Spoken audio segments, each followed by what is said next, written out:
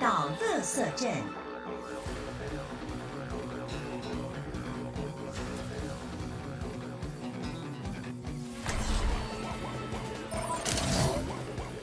伤害金是什么鬼？快点移动目标！大家一起来，嘿！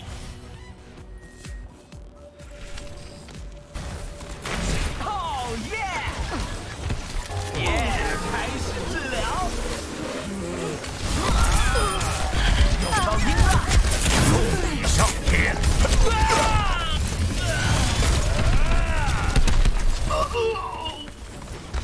天勾拳，目前抛个盾。耶！大家加速前进！治疗的节奏。加速喽！快叫医生！中背部哦，我爱死这首歌了。耶！加速！冻住！不许走！小心背后！启动频道。恢复吧！挡住他们了。提高音量。会在水下混的日子。抱歉，都不解决。加强恢复能力。我啊，不算了，来不及了。哦，大声点！闪开了！流星坠，加速喽！看我的！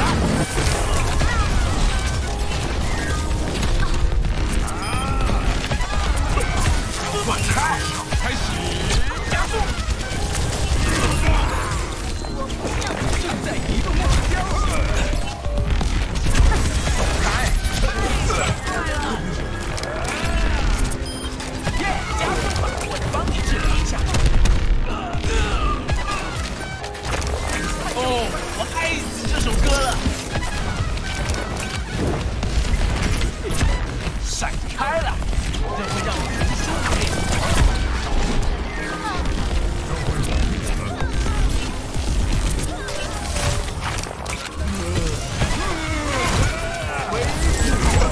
起来了，提高音量。任务开始。在我面前屈服吧！跟上这个节奏，哦耶！闪开！还剩60秒，目标抵达检查点。太感谢了！耶！加速吧，加强恢复能力。哦，有听见吗？大家加油！好厉害啊！开始加速。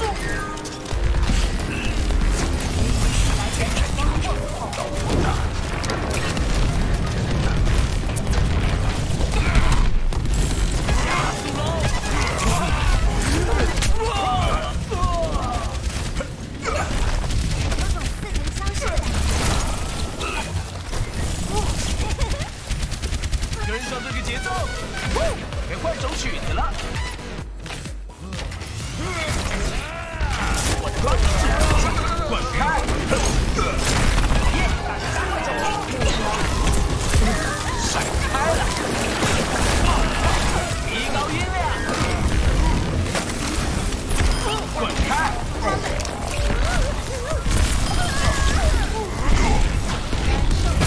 加快速度了，升起屏障。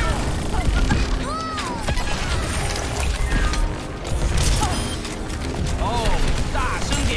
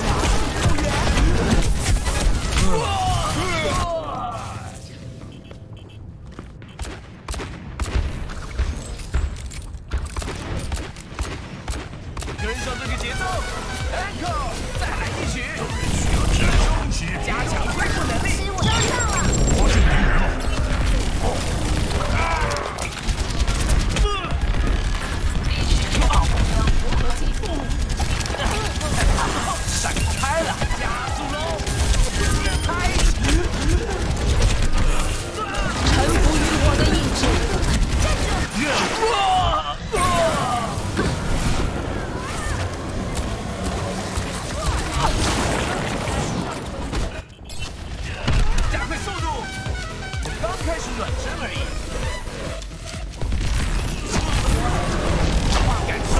我们全虚无法。动作，不许走！大家加快脚步。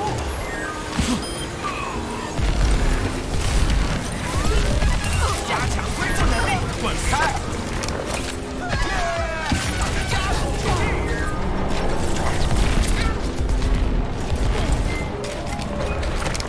谁都挡不住。我的意志，下来吧！开始加速！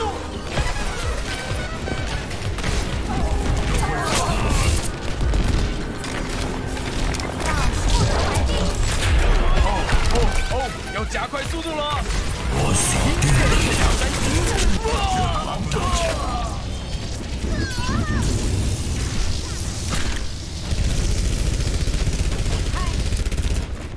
耶，加速吧！好，我们从头来过。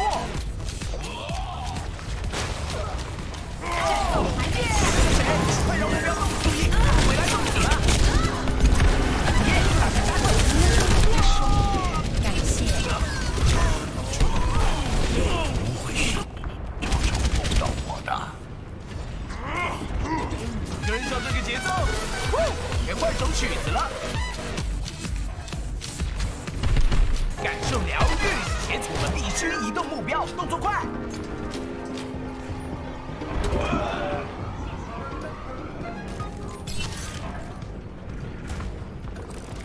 要加快速度了，这会让你更舒服点。嘿，看我的！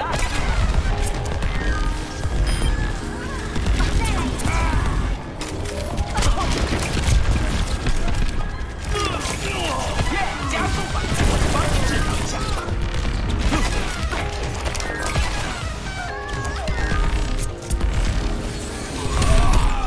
女武神在此。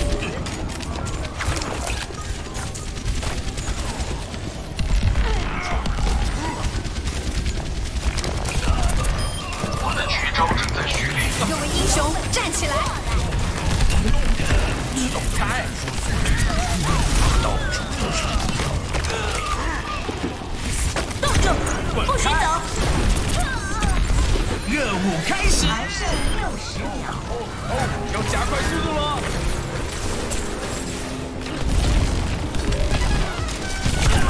走开！要一会儿。加速喽！耶，开始正在移动目标。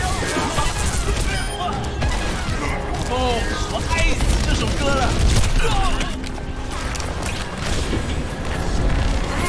滚开！目标即将达中，还剩30秒。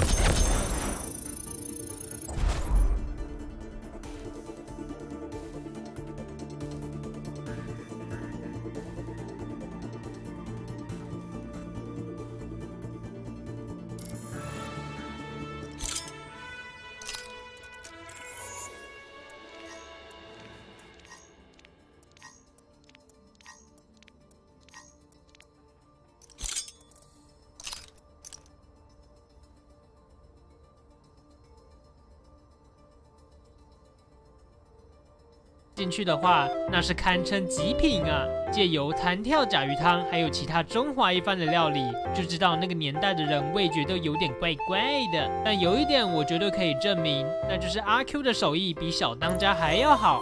那最后我就给这个料理一个字：弹。这汤块如果拿来煮面，一定很赞呢。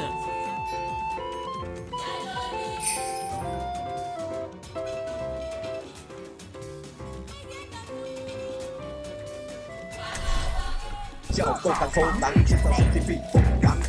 来我家胆把哥们带上，就算球门是路也拿着照样传。见到抽筋。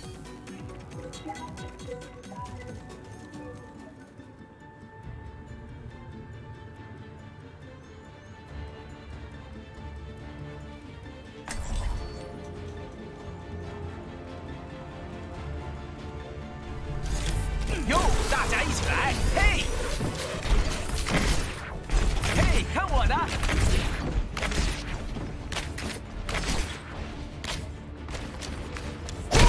哈哈！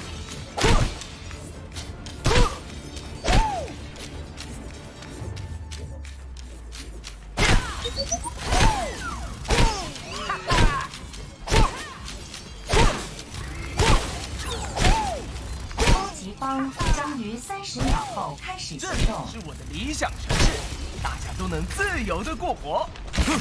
哦耶！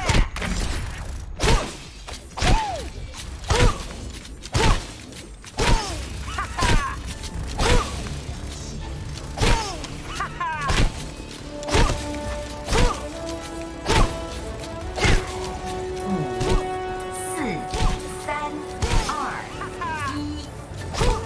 出动了，防守目标 A， 感受疗愈的节奏，耶！大家加速前进！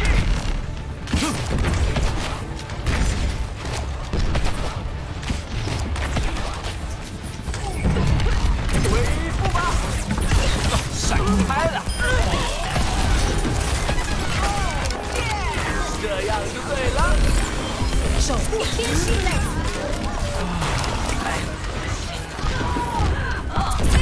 滚开！给我站住！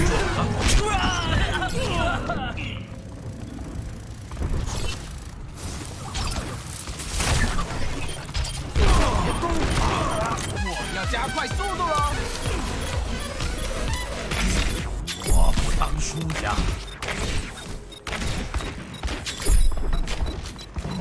我是音乐治疗专家。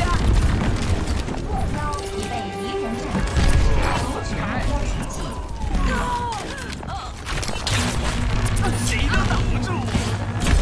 闪开了！耶！大家加快脚步，加强恢复能力。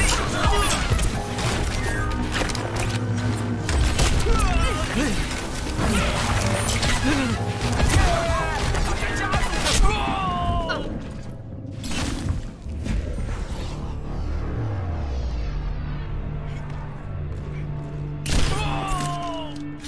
哈哈！音量全开！ 哦耶！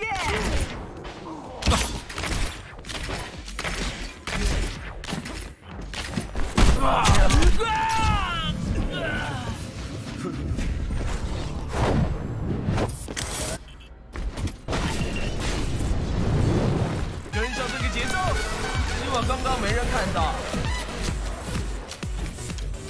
嘿，看我的！目标抵达检查点。诱人的操出我的手里。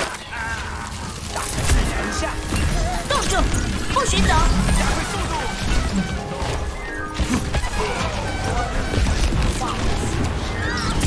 滚开！加速复原！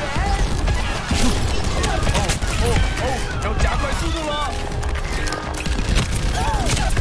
走开！需要治疗。感受疗愈节奏。当心背后！闪开了！自由开火！我靠！感受重力，不放！对决吧。需要治疗。我要加快速度了！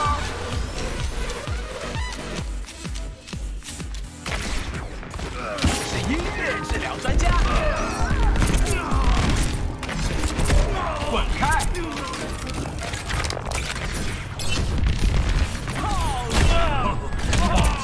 哈哈，音量全开！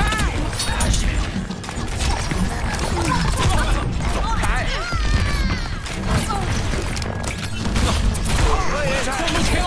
任务开始！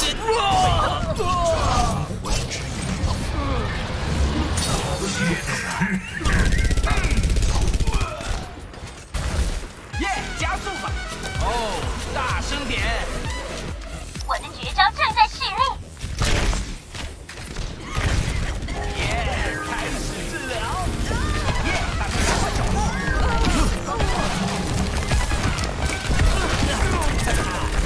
冻住，不许走！加强恢复能力。嘿，看我的！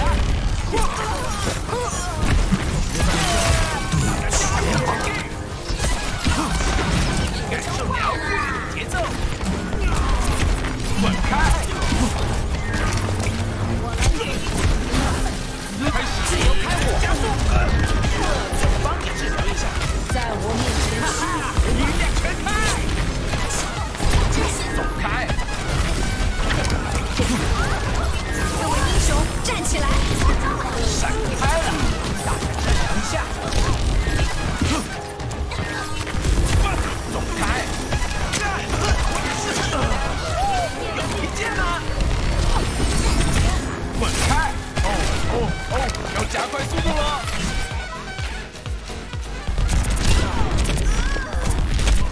闪开了！冻住，不许走！战斗还没结束，要加快速度。走开！这样就对了。别动！滚开！感受疗愈节奏。任务开始！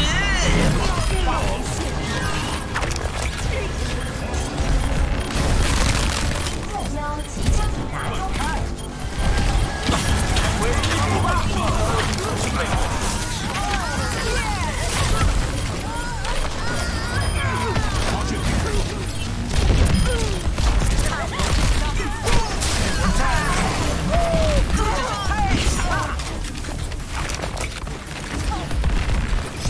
我的传送器一切就定位。感受疗愈节奏。在我面前屈服吧！耶！大家加，我们一起走吧。都出来！音乐治疗专家，可怕！要加快速度喽！嗨起来了吗？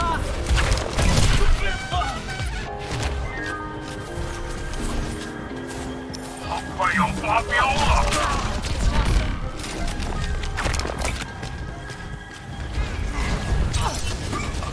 哦，大声点！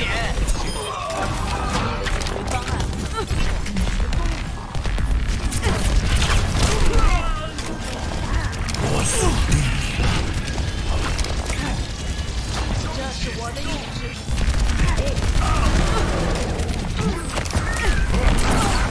任务开始！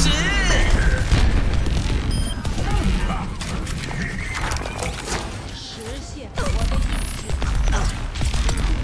敌人出现了。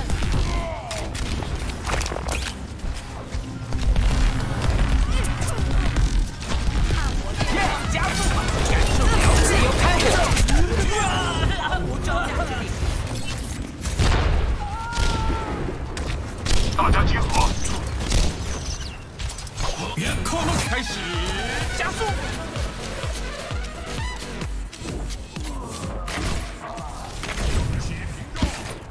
大家治疗一下。要加快速度了！各位英雄站起来！在我面前屈服吧！是音乐治疗专家。借我的意志。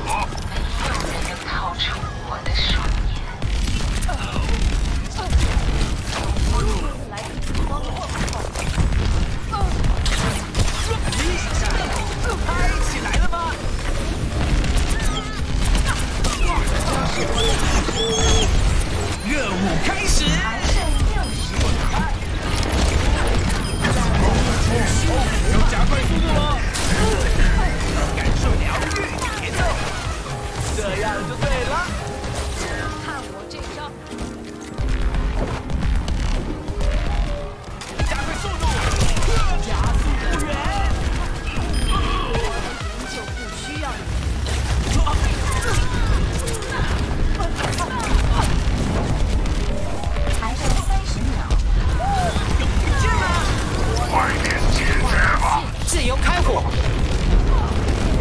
我锁定你了。开始。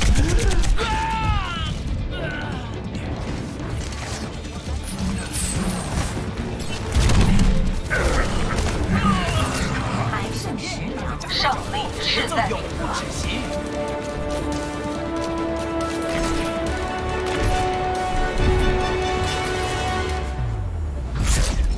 胜利。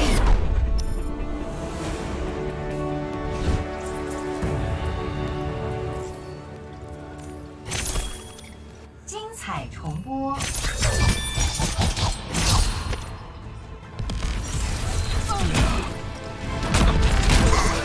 瞧瞧我们双杀。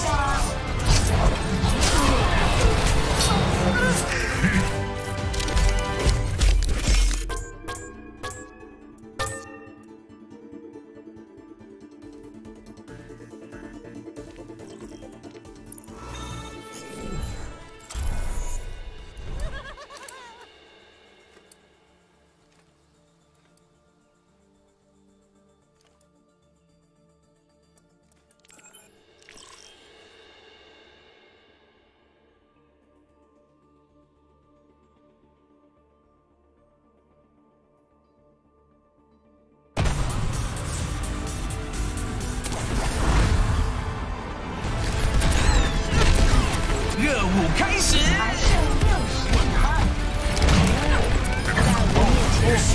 要加快速度喽！感受疗愈节奏。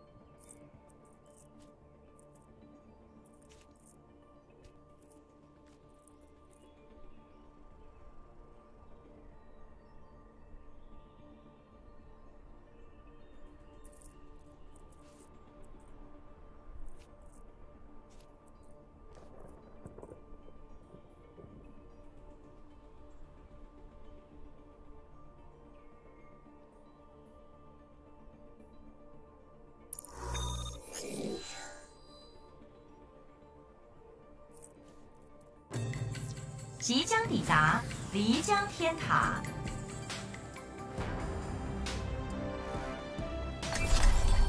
做好攻击准备，选择英雄。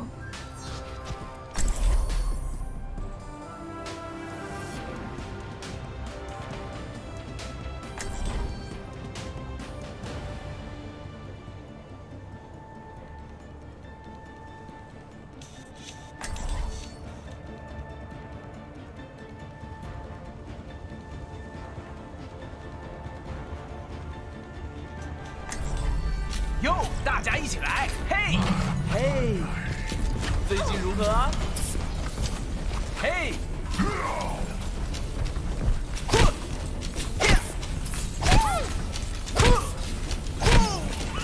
我的绝招现在实力。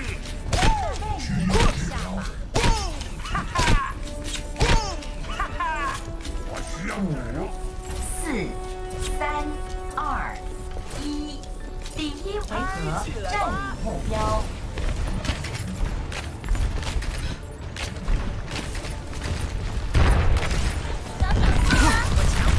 谁都挡不住我！闪开了，提高音量。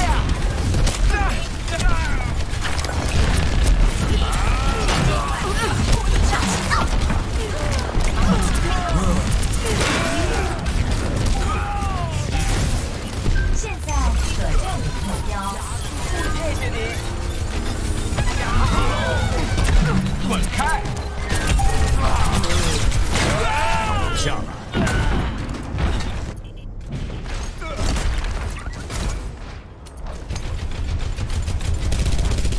耶，加速了！再度登场。我是音乐治疗专家。启动屏障，帮我摆脱敌人。加快速度！大家支援一下，我要去拿下它。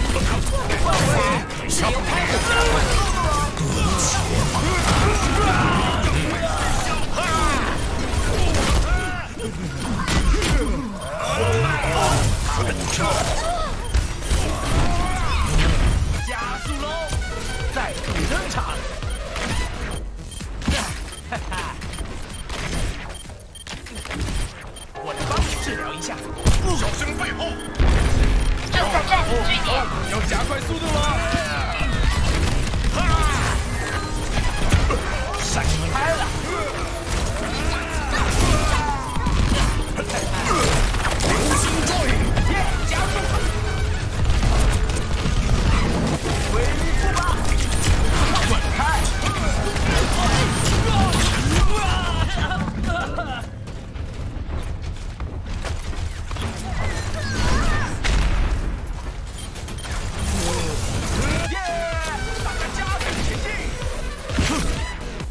英雄永不消逝。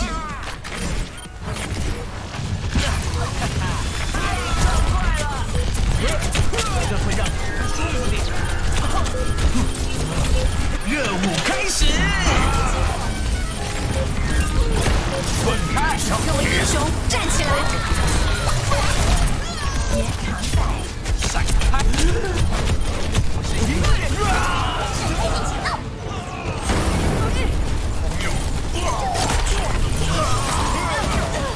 来那儿这招啊！我喜欢早上5点。加速度！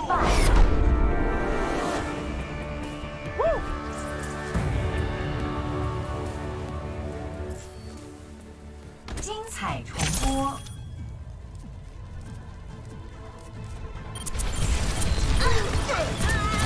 英雄永不消逝。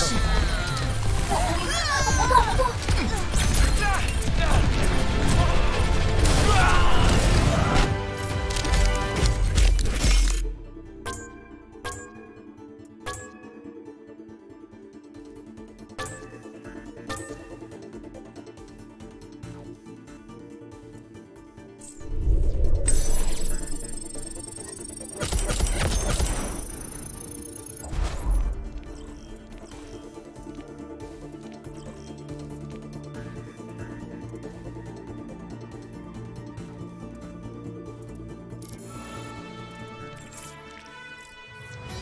前往努巴尼，做好攻击准备，选择英雄。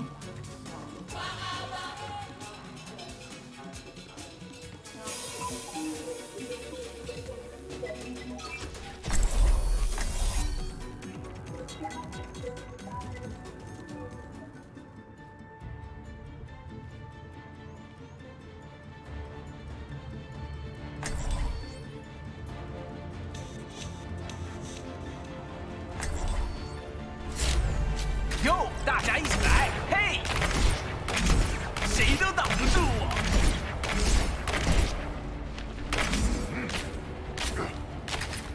这里的人真傻，竟然相信自己，他们后悔。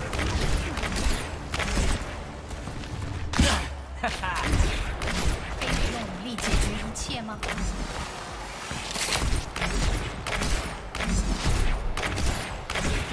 距离进攻还有30秒。大家大战得住，荣耀在等着我们呢！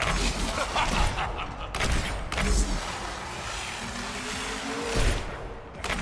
溪水边缘。哦耶！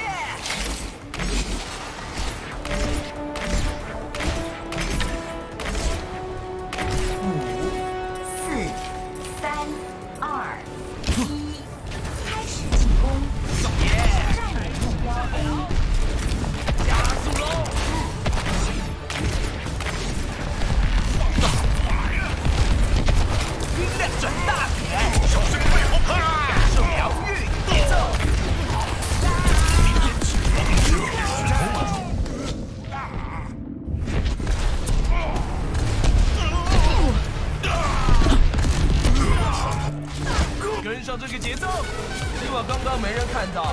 帮你治疗。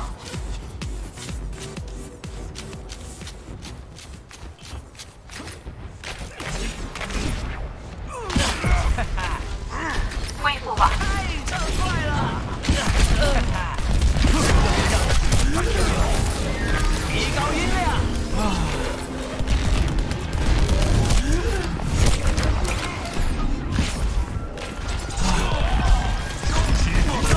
滚开！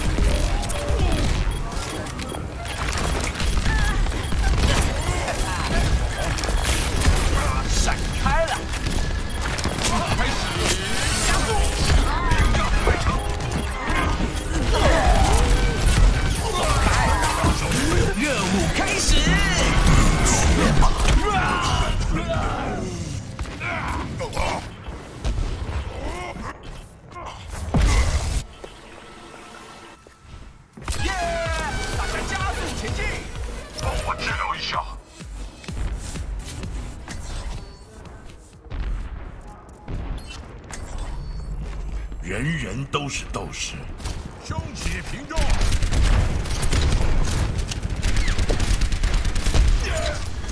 有狙击手，蹲低一点。快过来接受治疗。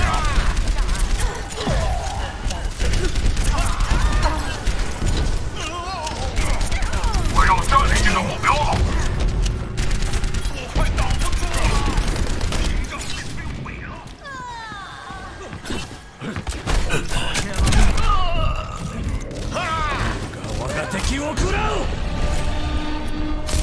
各位英雄，站起来！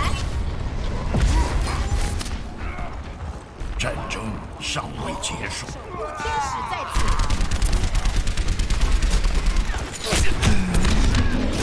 帮你恢复。我来掩护你了。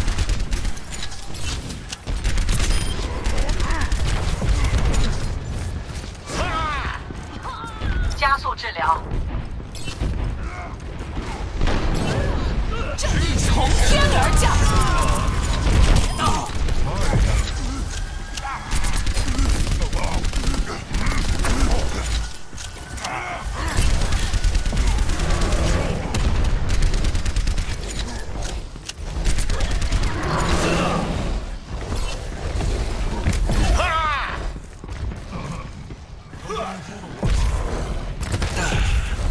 我正在战斗中。还剩60秒。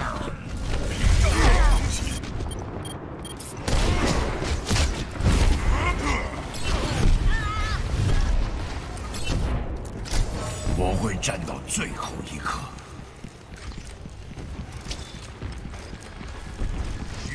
帮你恢复。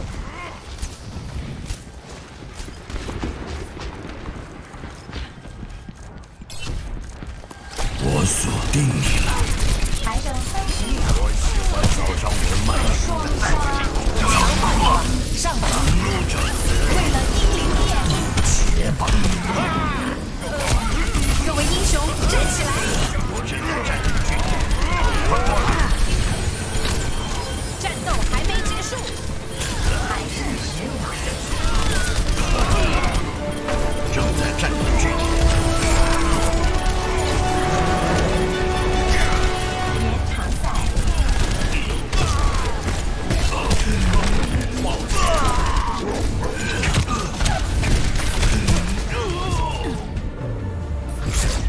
失败。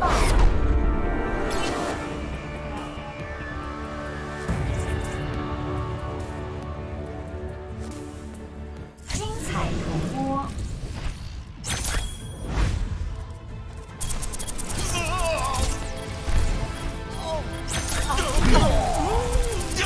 双杀。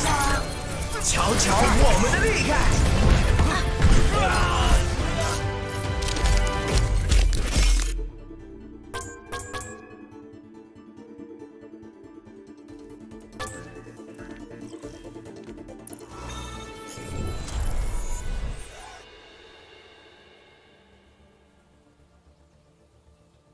Responding to plays, never really being able to get it.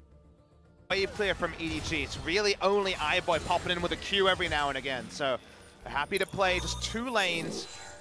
Pushing up here. EDG looking for the God Barrel. I respect for EDG. Victorious. Again. You can't get aiming down the second time. He's aware of it. Haru will be able to walk out. 做好防御准备。选择英雄。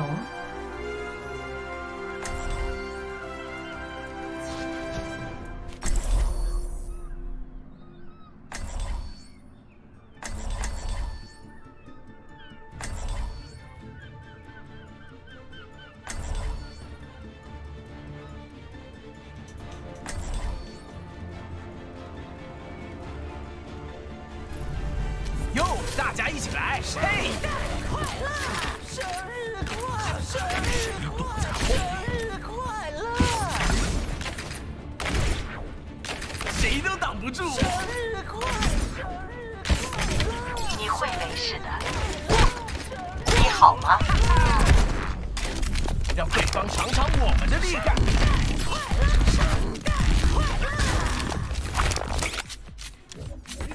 恭击方将于30秒后开始行动。太畅快了！只要大家团结，一定能完成任务。嘿 ，Hello， 不，要吃露西欧还有麦片吗？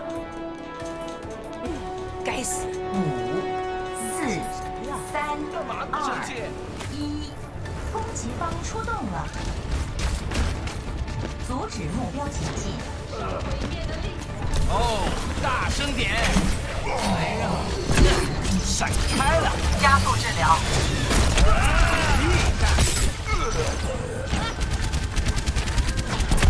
滚开！这样就对了。放心，我见过伤势比你更糟的。加速吧！走开！上镜头了吗？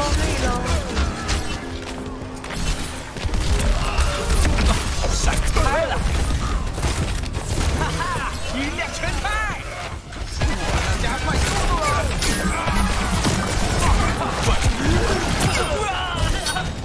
我准备看看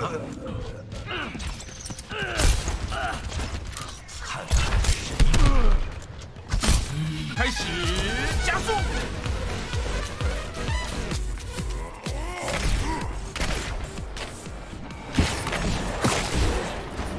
智能下，臣服于我的意志。要加快速度了！加强恢复能力！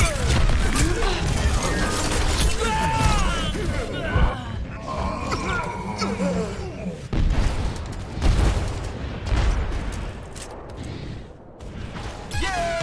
大家加速前进！帮你恢复。恢复吧！好耶！休息时间，走开！要加快速度了！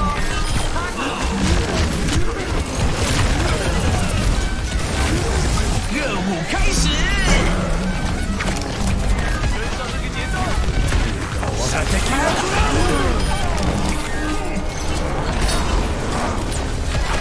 跟着这样，舒服点。嘿，看我的！全体集合！往后，走开！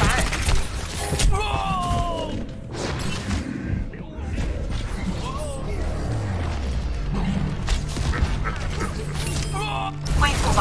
哦，要加快速度了！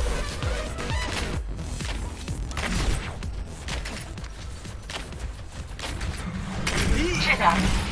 大质量下！耶，加速吧！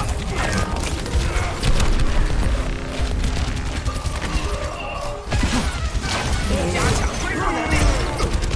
加快速度！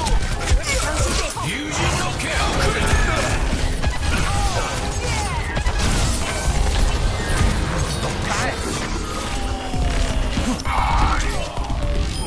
跟上这个节奏！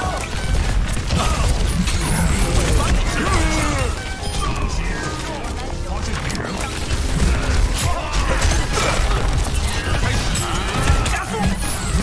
加速复原！星坠高科技音波。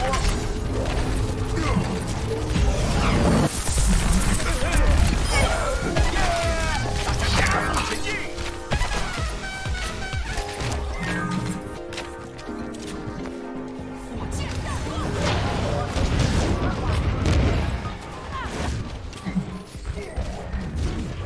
哦，大声点！还剩60秒。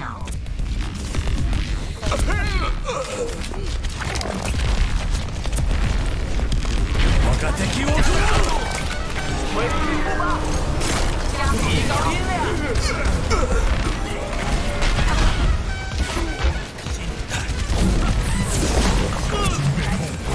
任务开始！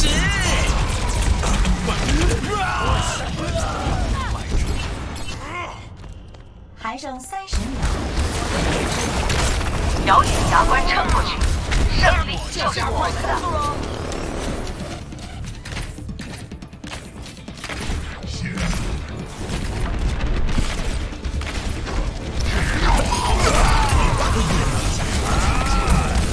还剩10秒，对方快点！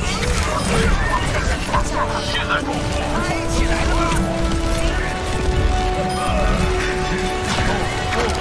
要加快速度了！臣服胜利。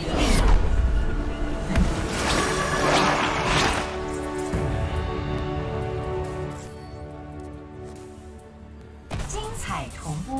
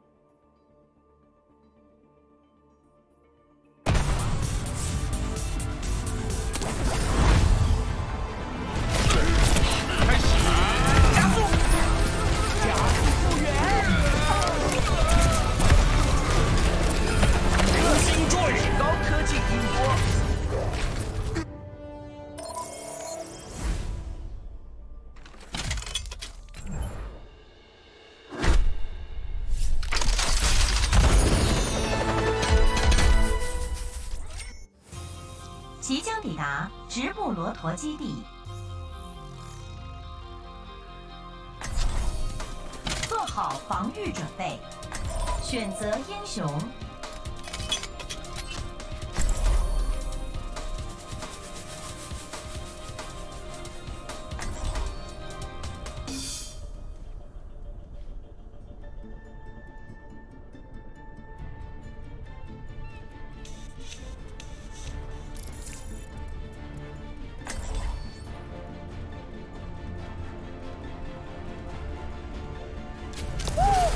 见吗？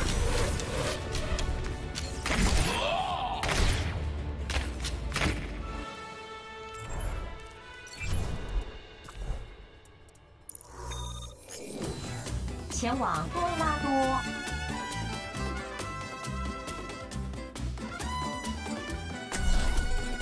做好攻击准备，选择英雄。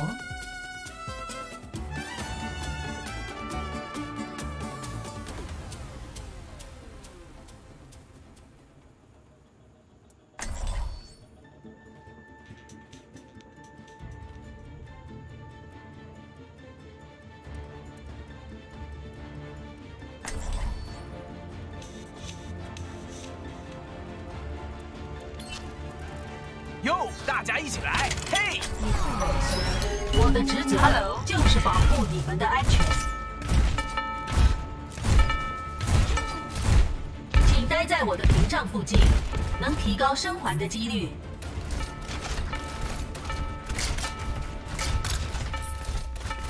错误404，找不到讽刺风的博主。错误404。找不到讽刺距离进攻还有30秒。您好。你好。Hello。一菲一定会不高兴。错误404，找不到讽刺风的博主。启动屏障。5、4、3、2。开始进攻！一名猎人就入多形象后面。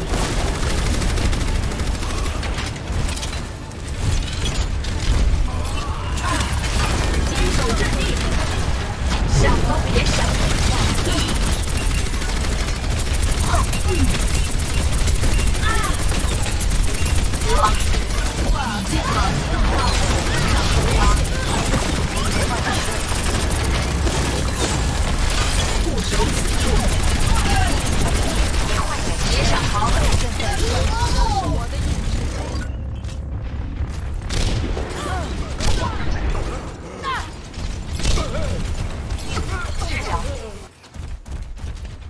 安装系统更新档。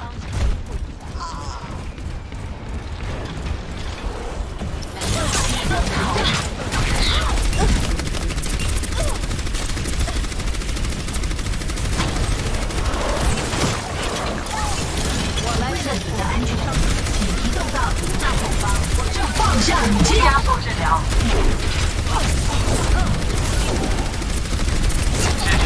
臣服于我的意志。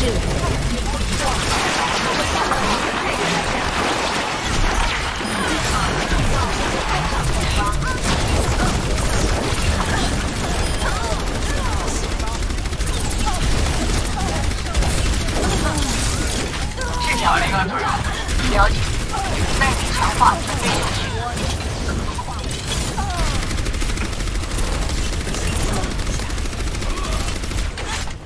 正在指挥目标前进，请移动至屏障后方。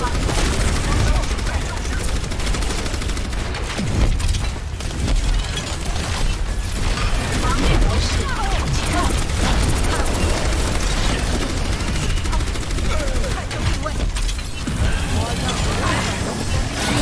正在将目标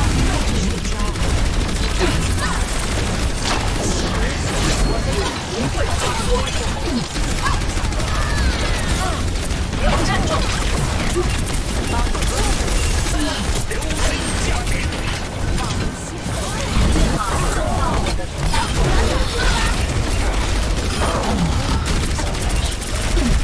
在我面前屈服吧！我正在控目标，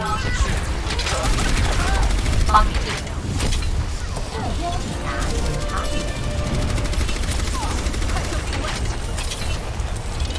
启动所有人集合。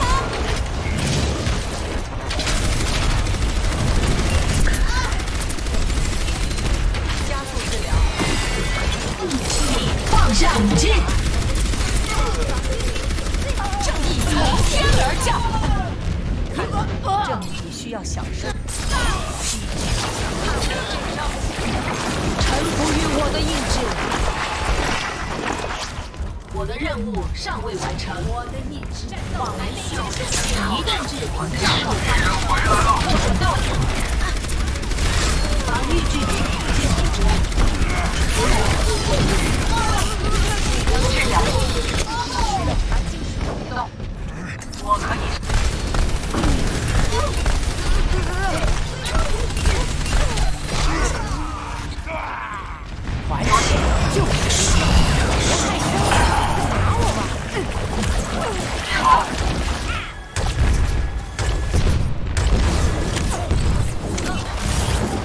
带你强化准备就绪。帮你开启屏障。好。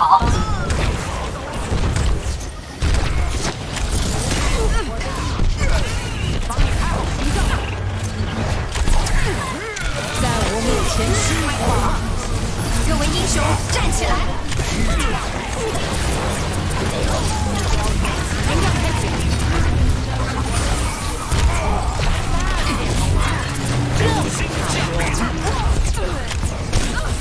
所有人集合！帮你开启屏障。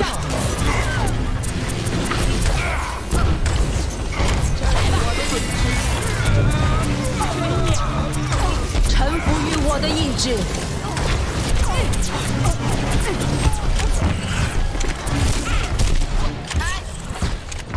屏障启动。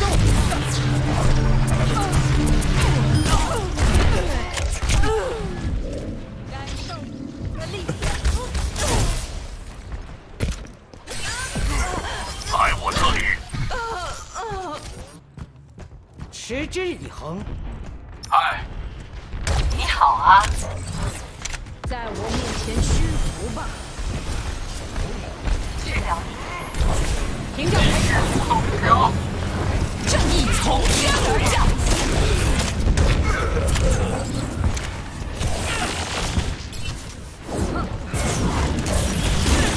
你好。跟我一帮你恢复。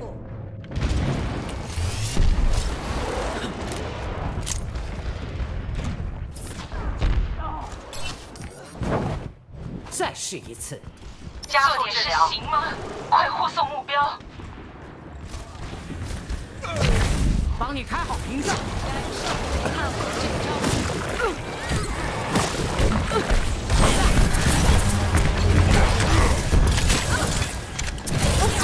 掏出我的手。帮你开启屏障了。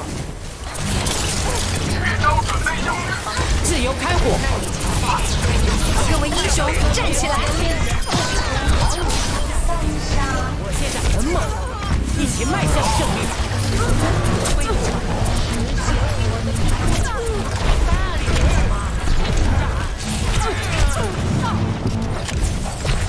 给你屏障。目标在前进。小心。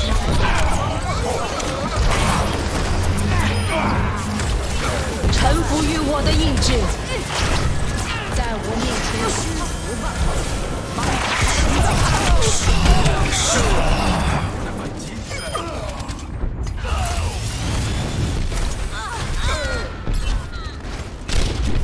还剩60秒，有死才有生。继续护送目标。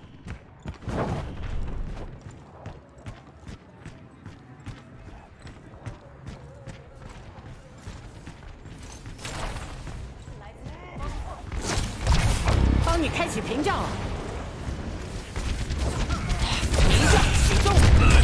快点让目标继续前进。还剩30秒，屏障开启。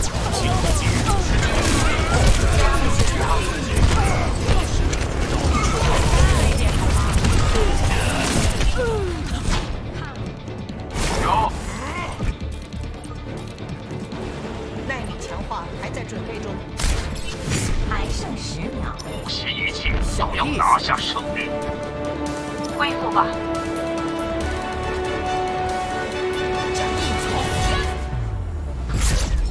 失败。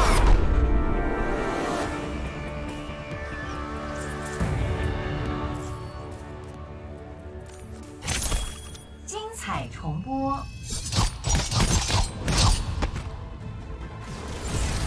这是我的意志。火力全开。各位英雄站起来！三杀。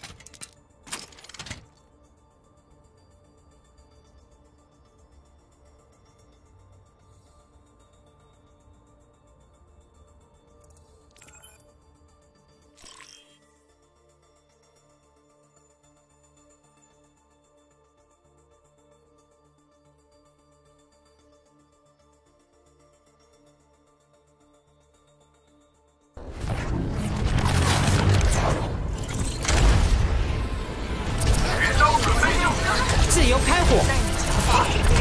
各位英雄站起来！我现在很猛，一起迈向胜利吧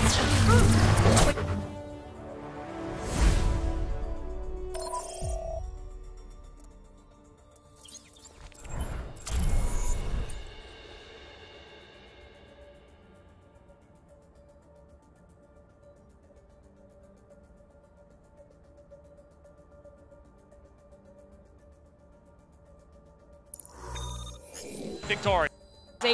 To come together, make their revenge tour. 欢迎来到绿洲城。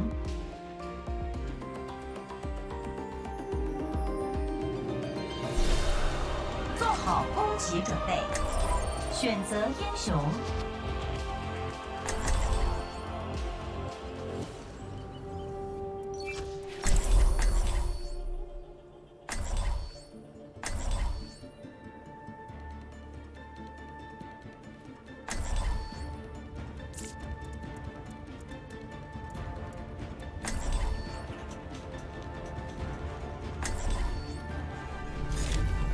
大家一起嘿！任务开始后，别打混了。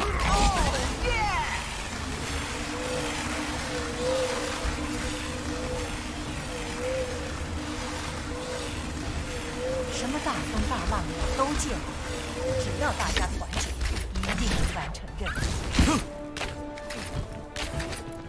最近如何？4、3、2、1。第一回合占领目标。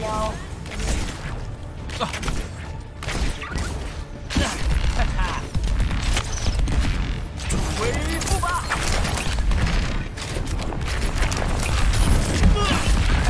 提高音量。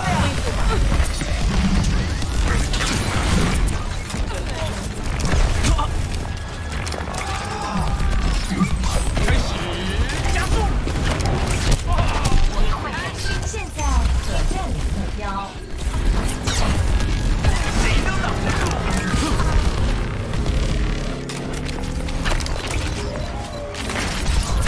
走开！加快速度！我是音乐治疗专家。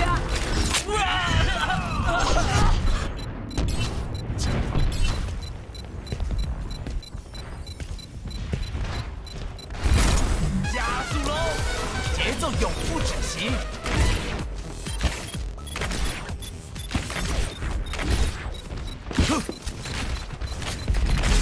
感受疗愈节奏。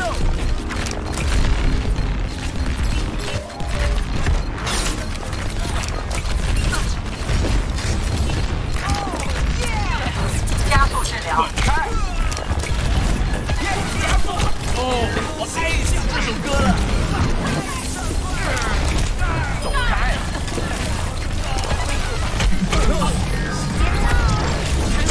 完全不对劲。音标放好了。感受疗愈节奏，提高音量。我要在这里开趴，上来 Hello。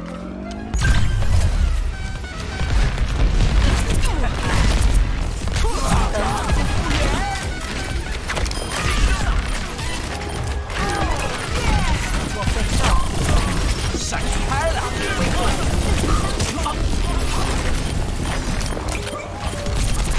滚开！热舞开始！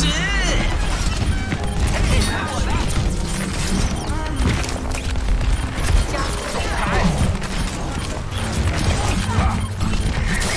谁都挡不住！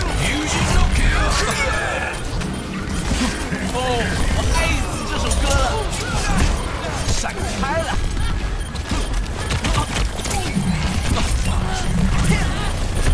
走开！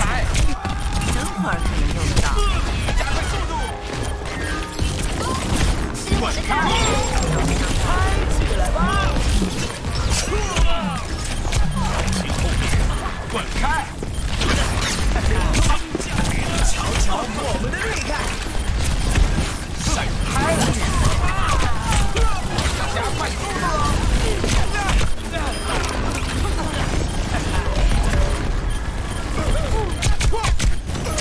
完全不对劲！自由开火的系统，正义从天而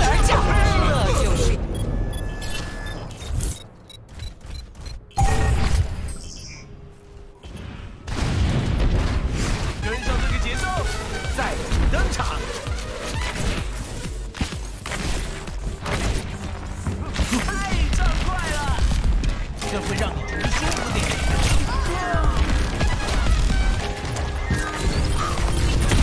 走开！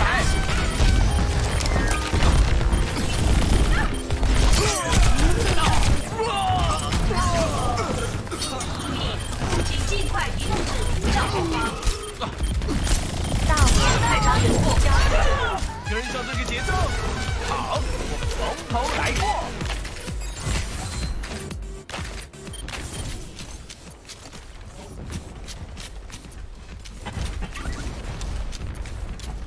请移动至屏障后方。嗨起来了吗？哦耶！感受疗愈节奏。启动屏障，敌人出现了。加速喽！我来帮你治疗一下。太畅快了！星星降临！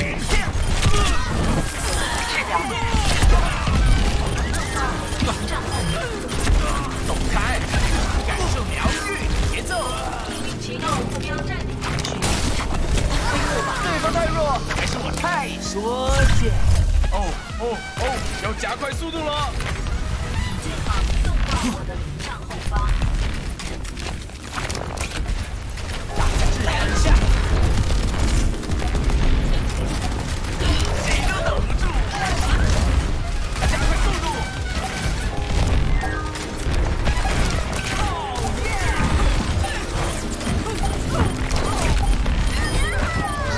瞧瞧我的力！完全常赛。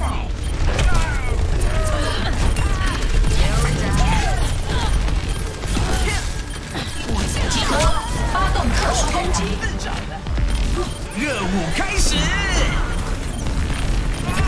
走开！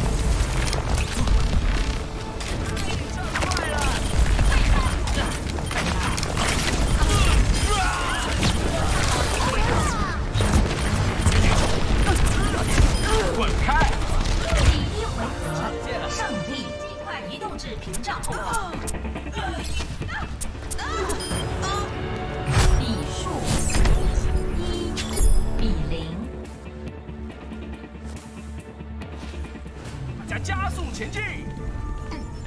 正在执行备战程序，最佳化调整策略系统。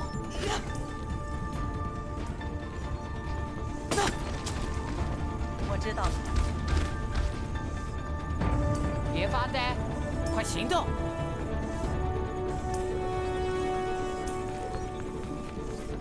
着装完毕。 5、4、3、2、1，第二回合到目标。厉害！开！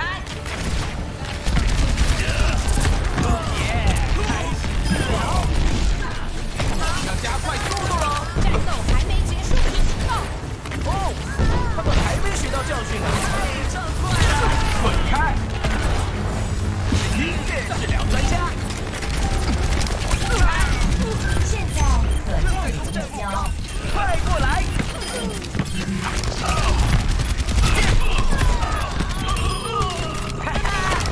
快出去！这会让你舒服点。走开！开始加速！真的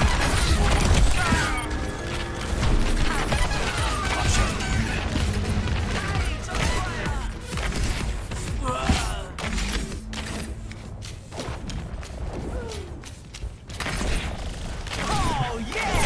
滚开！感受毁灭的力量。流星降临，谁都挡不住！走开！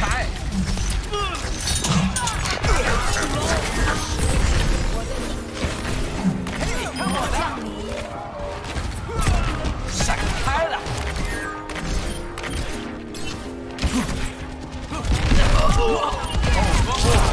要加快速度了！各位英雄，站起来！走开！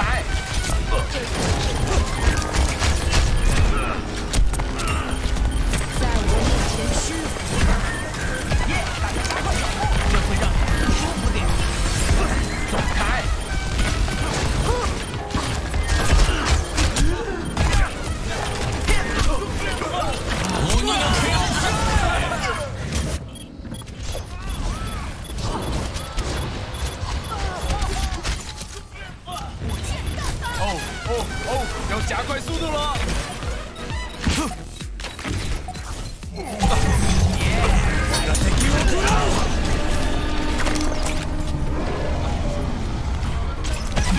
加快脚步。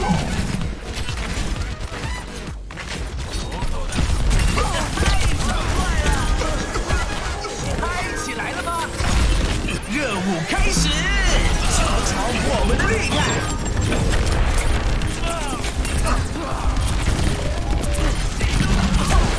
闪开了！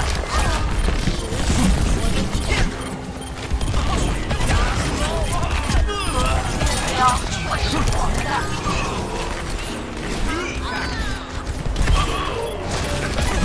我帮你治一下。哦，大声点！在我面前屈服吧！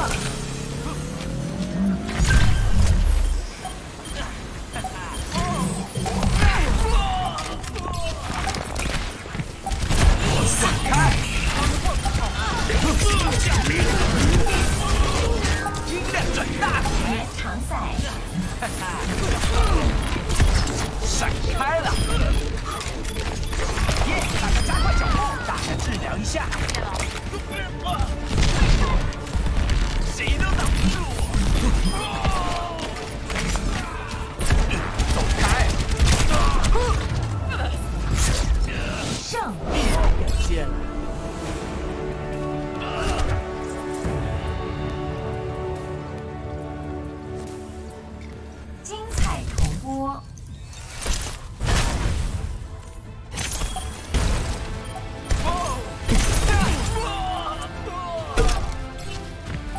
我锁定你了，流星坠！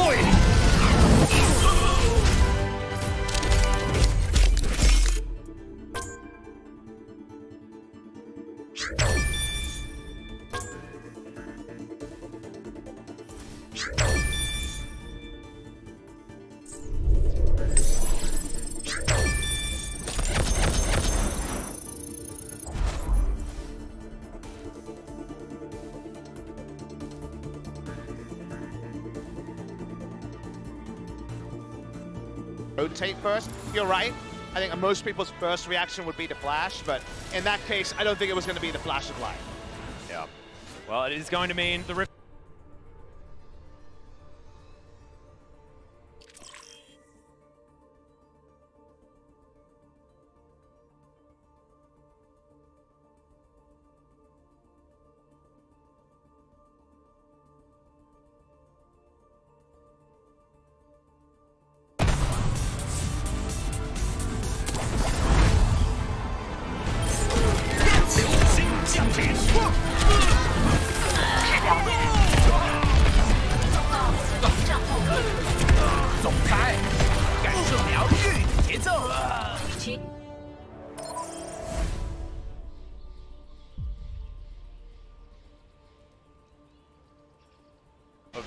Gorilla, he's going to head back towards the mid lane.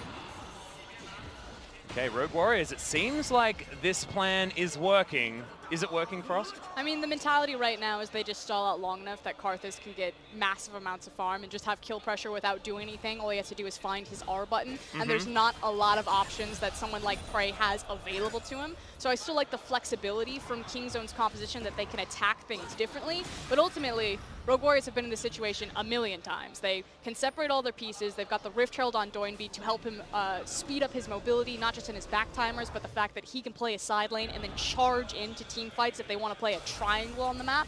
But otherwise, they're just going to be picking up the farm on the GP, the Karthus, and the Kled and waiting this one out. One of the happy things for Kingzone is because it's double physical lanes, you feel even better about rushing Sunfire as the Mundo because you can try to face down the Kled. He won't be able to kill you fast enough, even though there is the potential always for Kled to all in. Kled between two big items. I imagine Black Cleaver and the Titanic Hydra, but you always have different options there. So Mundo, he can hit the side lanes. Kingzone can try to make their duo lane stick and try to deny away some free farm time from the Karthus. The next move from Kingzone is the most interesting one. We're still too early to be talking about things like starting a Baron and using the wall to try to guarantee it. Yeah, and the Rift Herald still being held onto here by Doinby, and like you say, Baron not going to be available for another 4 or so minutes. And at that point in time, I think that Baron's almost impossible for Kingzone to start because you're standing in a round circle about the size of a cannon barrage. But I do like the fact that they have a wealth of options in terms of who they attack on this map. I mean, they have kill pressure on pretty much all of Rogue Warrior's champions, and now it's a matter of, do you team up with your duo in the top side, try to grab the Karthus? Do maybe you look to punish this Gangplank into a Mundo matchup? Even Doinby is not immune to this. Well, Khan has to use his ultimate here against Mouse, giving him a lot of respect as cannons are traded. The Gangplank's going to have about half health as he moves up towards the river. Now topside, it's still Kingzone trying to lock down this outer turret. Mid lane outer was the first one to fall down, so they've got 2 outers that they can use here. Kingzone well and truly split along this map. Teleport about to come up. I think Doinby might be forced. No, he's going to hold it. He might have been forced to use the Rift Herald there, which is why BDD then shadowed back towards the mid lane, because they felt that it was a threat, that if they showed too many members topside, that Doinby would immediately look to try to take down mid tower. Well, Kahlua not going to be able to find too much of a slow there with the Mantrid Q. And the Black Shield going to help Prey get to safety as we've got upside down lanes to ensue. Might have to use Rift Herald very soon. It's very, very low in terms of the timer here. It's going to be a very suboptimal Rift Herald. Again, its purpose really was to help speed up the ability and access to farm through all their 3 carries. Doinby, we'll see whether he puts it down here. He will. Yep, there it goes. No one's going to spot him, so still a chance for this Shelly to grab herself some work in the mid lane as Teleport's going to be used in response. BDD wanting to stop her, not going to be able to charge. That's not how it works, BDD. Yeah, I'm pretty sure a wall should have probably stopped her, but that's not how it happens. You can freak her out before she starts her charge, but unfortunately once she's got the idea into her head, there's no way you can stop her. Situationally unflappable. Yeah, that's true. She's just a stubborn lass, the old Shelly. Wants to get her charging done. What's her full name? Sheroding. Okay. Yeah. I saw her birth certificate. Yeah. Who's the dad? Papa. I can't reveal that information. That's the reason why I saw the birth certificate, guys. It's not hard to do 1+1. As Prey and Gorilla now searching for some farm, and Rogue Warriors searching for some more dead Lucian on the top side of the map. He has been the focus of this team, but it's 3-3 in kills. And the LCK representatives are only a few hundred gold ahead of Rogue Warriors. And frankly, both teams at this point probably feeling pretty fine in comms. You wasted the Rift Herald, they didn't really get anything, just a large amount of damage, but none of the towers fall. Rogue Warriors are sitting back, they're saying, okay, we're still getting all of the gold that we want. The LCK sitting back and saying, okay, they didn't take any structures, so gentleman's agreement until mid-game, I guess. Yeah, well, we'll see whether the Baron is going to bring everyone out of their shells, respectively. Gangplank looking to go home. We'll see whether that does mean that Steric's Gauge is available here for Mouse. Certainly an opportunity for them to start a potential fight as Fracture is going to land. And Peanut, thinking about heading forward, just steals away the Rift Scuttler, and that's all too easy. And these little advantages when the game is so close are actually important, as Flawless is going to use the Arctic Assault to get himself over here, but can't see what this Sentinel is doing. It's a good smite, and Flawless going to be able to lock that one in as charge was invested just to try and get the steal. And that was all about trying to deny blue buff from an Anivia. We know all about Anivia being mana hungry, Season 2 Froggen games. Told us all about that. But the answer play from Prey, he's in top side, no teleport, but able to take down the turret very easily. And these small advantages are going to grow and become much larger ones. This is what I'm talking about. It's a perfect example of Rogue Warriors as a team. They're the hammer of the LPL. They try to force plays, and all they know how to do is hit the nails. There's not a lot of finesse there. It's press the ultimate, force the fight, try to put them on the back foot, but it leaves them exposed to better understanding macro teams like Kingzone. And you get to skip steps, and you can also prosper with the Anivia, because we've seen Anivia wall basically be Talia wall when it comes to Baron. 4 points in the wall right now. It's 2 points Q, maxing E, of course, first, and then 5 points in the W. That's when the Baron plays can start to be considered. It's not quite a Rage Blade the Ruin King carry, but it is a Blade the Ruin King 80 carry, and that extra 5 seconds of safety from an enemy team that is only bruisers and very short-range champions means that Baron needs to be respected from this moment onwards by Rogue Warriors. Yeah, it's one hell of a low cooldown weave as well, Papa Smithy. But BDD will have to look to him to see whether he can deny the charge from Doinby. As SMLZ, it's a wall against wall. And it seems like BDD's one's a bit better. I mean, SMLZ walked away pretty happy. That's true. I guess neither of them, it shouldn't have compared. It wasn't really a comparison. It was like, here's my wall, here's my wall. They're about the same. It's not the size of your wall, it's how you use it. It's about whether you can walk through it or not. Mine's icier than yours. It's true. It's often what I talk about when I'm talking about wall comparison. Haven't done very much of it. It's Mouse and Khan will face off. It's pretty boring, but Khan often gets solo kills out of nowhere as Mundo. He's had some Mundo games. We counted 16 turret shots one time. Yeah. That he consecutively tanked. I like how most casters use the word interesting Mundo games, but you just went for some.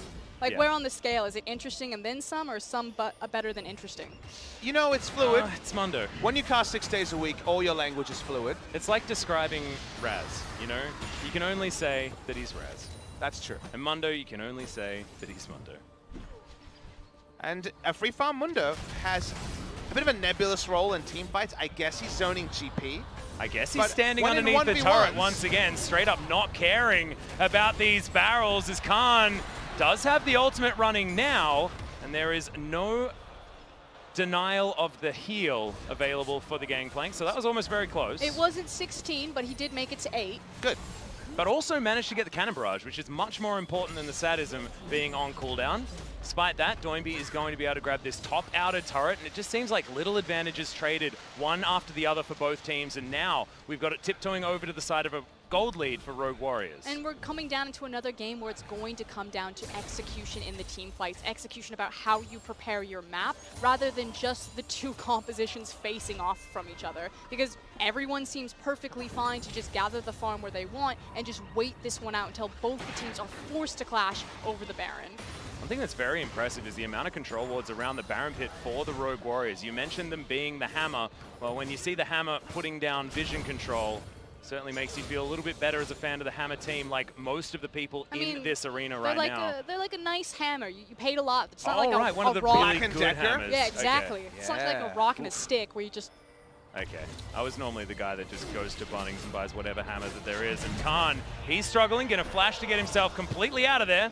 Will do so very easily. That was after the charge as well, and actually thought that he could just walk over here. Gorilla's gonna turn up as now Black Shield gonna try and help Khan out. He's looking to turn this and does now have the ultimate back off cooldown. Ignite going to be used. Gorilla, there's not a lot of places he can go, and the charge is gonna pick that one up all too easily. BDD turning up a little bit late, and Peanut, he's running so damn fast as Mouse cannot get out. That flash was hella bad from Mouse, and now Khan trying to take on Doinby, but he just straight up can't do it. The stopwatch is there. Doinby, can he survive? It's Peanut. The fracture was so good, but not enough. And this Kled, you can see why he blind picks it, even if he may now die to a turret. Still, not a lot has happened just yet as far as that is concerned, and BDD now having to hold on to his turret. What the hell is going on? Peanut finally finds the kill, but it's such a ruckus and the outer turret goes down. Super carry Doinby shows his face right there and showcases why he loves the Kled. He is just so confident on the champion. He's put in so many hours, and he stalls out long enough that Rogue Warriors actually get something on the map. Exactly. He knows his limits better than the enemy team has any idea about his limits. And the team prospers. Doinby just says, I'm buying time, I'm going to kill the Mundo. And in the meantime, like you say, a proactive map movement means overall advantage Rogue Warriors. The reality of the situation, though, is I don't know what the comms are like, but I feel like it's I have no idea what I'm doing. I have no idea what I'm doing. I'm putting my face into the Mundo. Look, look, look. Charge!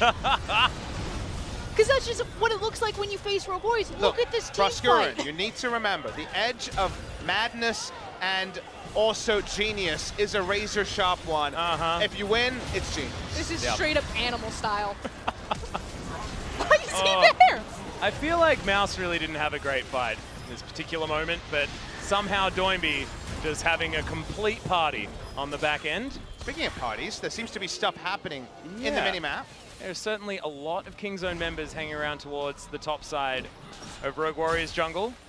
Just going to grab all of that Baron vision here at 25 minutes in, and they've got a hell of a lot of it. Control wards everywhere, regular vision wards everywhere, but Mouse, he's the one putting on pressure.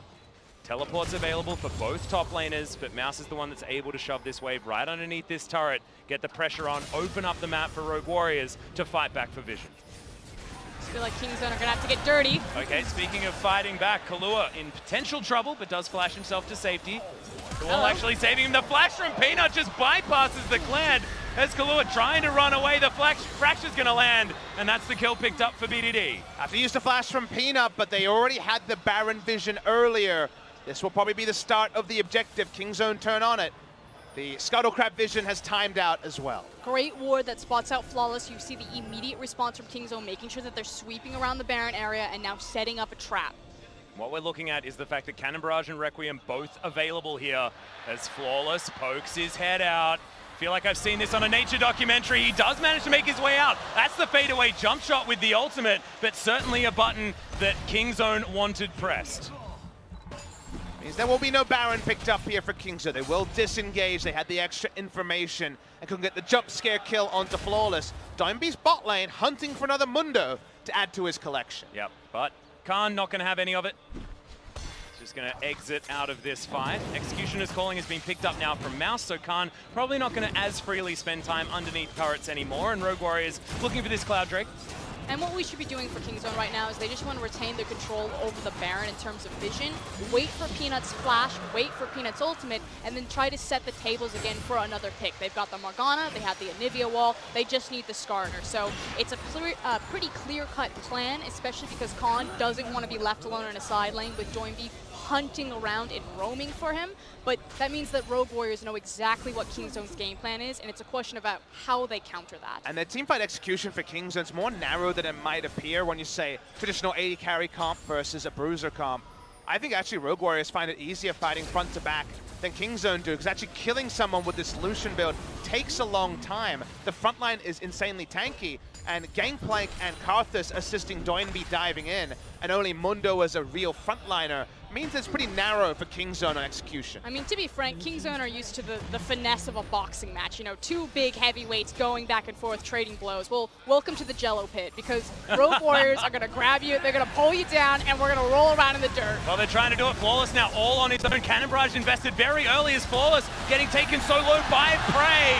Does get taken down. The Cled's in there, and look at the AoE. Kingzone having to flash all over this map. Peanut just buying time, not wanting to get ace, but Kingzone's carries cannot do anything in the front line apart from BDD taking down the Sejuani, but now SMLZ almost destroys Gorilla but doesn't quite get there, and Khan struggling to fall. BDD was able to DPS 3 health bars to almost 0 with just the ultimate on the back end. Crucially, they get the Sejuani. That should have been a free Baron to Rogue Warriors after Prey dashed into melee range of a free farmed Kled. Saved the day, held the defense, and it means that they're able to get back in position. But the one thing that Kingzone do lose is all of the vision control around the Baron, and that is so fundamental to their composition. You talked about their narrow team fight windows. It is very dependent on making sure that they have vision control of an area. This was just a really big mistake by Prey when we watched the replay. Just chases too far into a Sejuani. Meanwhile, the Doinby Kled just in his face kills him so easily, and he's really almost all of the damage they have unless the enemy is just forced into that choke and Anivia can prosper. That's much more situational than a ranged 80 carry auto attack. I think it comes down to what you were talking about before as well, Papa. It looked like he just thought that he would be able to get this kill onto Flawless because he was free hitting for so long around the Crystallize. But his build is so low damage, and he thinks, I'll just go in and get a fast kill. They don't. We're into the replay, but we're out of the replay fast. No pick is actually claimed. But as you can see, the posturing is real. Yeah, and even our observers certainly being kept on their toes as far as when these fights are going to happen. SMLZ going to grab the blue buff. Certainly great news for a Karthus player. And exactly, that's what the security blanket is for Rogue Warriors. It's SMLZ on the Karthus pick. You saw the massive amount of damage that took Gorilla down to a sliver of his health bar. He's the ace in the pocket. If this game goes late enough, he's just going to press R and everyone on Kingzone are going to blow up. We'll see whether Khan can be the ace in the pocket of Kingzone, because this Mundo will certainly be able to go where he pleases as this game gets further and further in. He's already got 3 items built up with the Spirit Visage. It gets quite scary. For me, it's all about not just Khan, but also BDD. Their ability to control the battlefield just through the control that Anivia has on her kit through all of her CC, and then Mundo's ability to zone people out because he can just walk in front and soak a lot of damage. To me, it's a really important item timing. I think Infinity Edge on Lucian is so needed. This build does almost no damage to the front line of GP, Sejuani, Kled. You don't kill anyone fast enough, and we already saw that if you sacrifice your positioning to get that end of the kill, that's going to be a problem. They need Lucian to be able to have threat on the people diving in one by one. They need to be able to scan an ultimate and actually kill that person. Right now, they can't. Yeah, and that's 3,600 gold away as well. He goes back, completes the Ninja Tabi. He's got 3 control wards in his back pocket, but that was all he managed to pick up. It's still going to be the same amount of damage here from the Lucian for quite some time. He might even forego the Infinity Edge because he feels like he needs something like the QSS, something like the Guardian Angel for some more defense. Then the fight is so long that I think Kled's remounting 3 times. The GP and the Karthus are doing consistent damage. I think they straight lose. I think more Malmortius would also be too far indexing on defense. He needs damage, and Rogue Warriors, they're definitely smelling that this game is certainly still a possible win. Well, it looks like Kingzone are considering moving towards the Baron right now. It's the back that was the decision from Khan, not wanting to make the same mistake that SKT did. But based on that, it is going to be Rogue Warriors grabbing all of that vision control back in this Baron area. Kled now going home, not going to be pushing too much further. But if we have a look down at the scorelines, 3-0-0 for the Anivia certainly is going to be where the Kingzone fans are going to be looking towards. BDD wanting to have a better performance. He didn't look fantastic on the Talia when we saw him a few days ago, but now on the Anivia, one of the picks that he has found a lot of success on. See whether this can turn the tides of the fight, but Doinby, the mid laners, is certainly the story. 4-2-2 now on this Kled.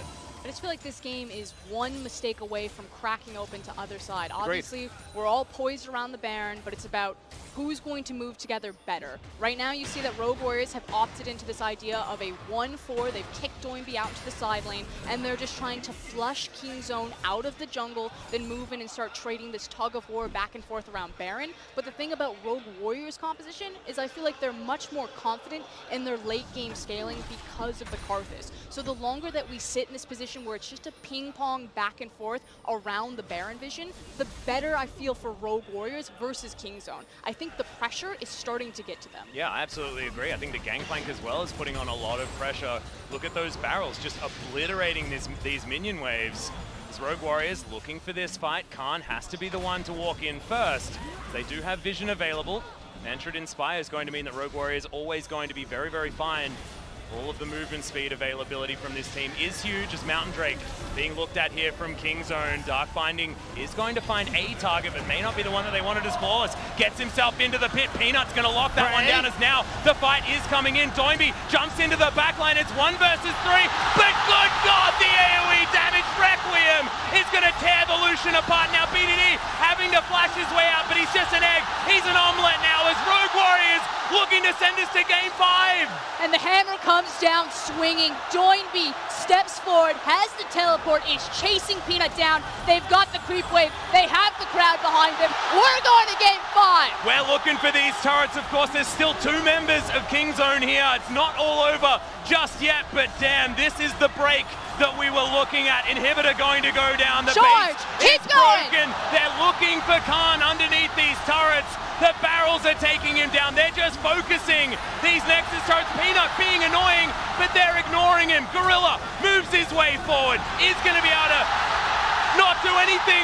The Nexus, it's going to erupt, and Rogue Warriors are going to bring us to game number 5. Rift Rivals 2018. Well-deserved win as the crowd goes insane in Dalian, China. Once again, Kingzone, they don't respect the Kled. He gets backline access, nothing out of prey, and look at Doinby stand up and cheer. Absolutely deserved cheers, as you can see. BDD, he had a great game. The Anivia looked good. But it's that man on your screen right there, picking up the home crowd victory on his famous Kled in the mid lane. And they drive it home. It's one team fight, and it's all over for Kingzone. The front man of Rogue Warriors, Doinby, knows how to play to the spotlight. He's been counted out so many times, moved to so many different teams, and the Revenge team gets to taste it again. And boy, is it sweet in front of this crowd. Yeah, you can see big smile on Mouse's face as well. He's elated. This Rogue Warriors squad, they got exactly the composition they were known for, and they played it flawlessly, no pun intended. They knew their limits much more than their opponents knew the enemy's limits. I don't think Kingzone were ready for the mid lane Kled. Too often Prey was just getting assassinated in the back line while they didn't have the damage to do anything to the front line. The Karthus, like you mentioned, was just icing on the top of the cake, and it's a well-deserved victory. Kingzone choke once again. And the best thing about this is we finally get the question of, in the LCK, who do they think the strongest team is? Over in the LPL, who do they think the strongest team is? Because game number 5 comes down to exactly that decision and who's going to be able to come out on top.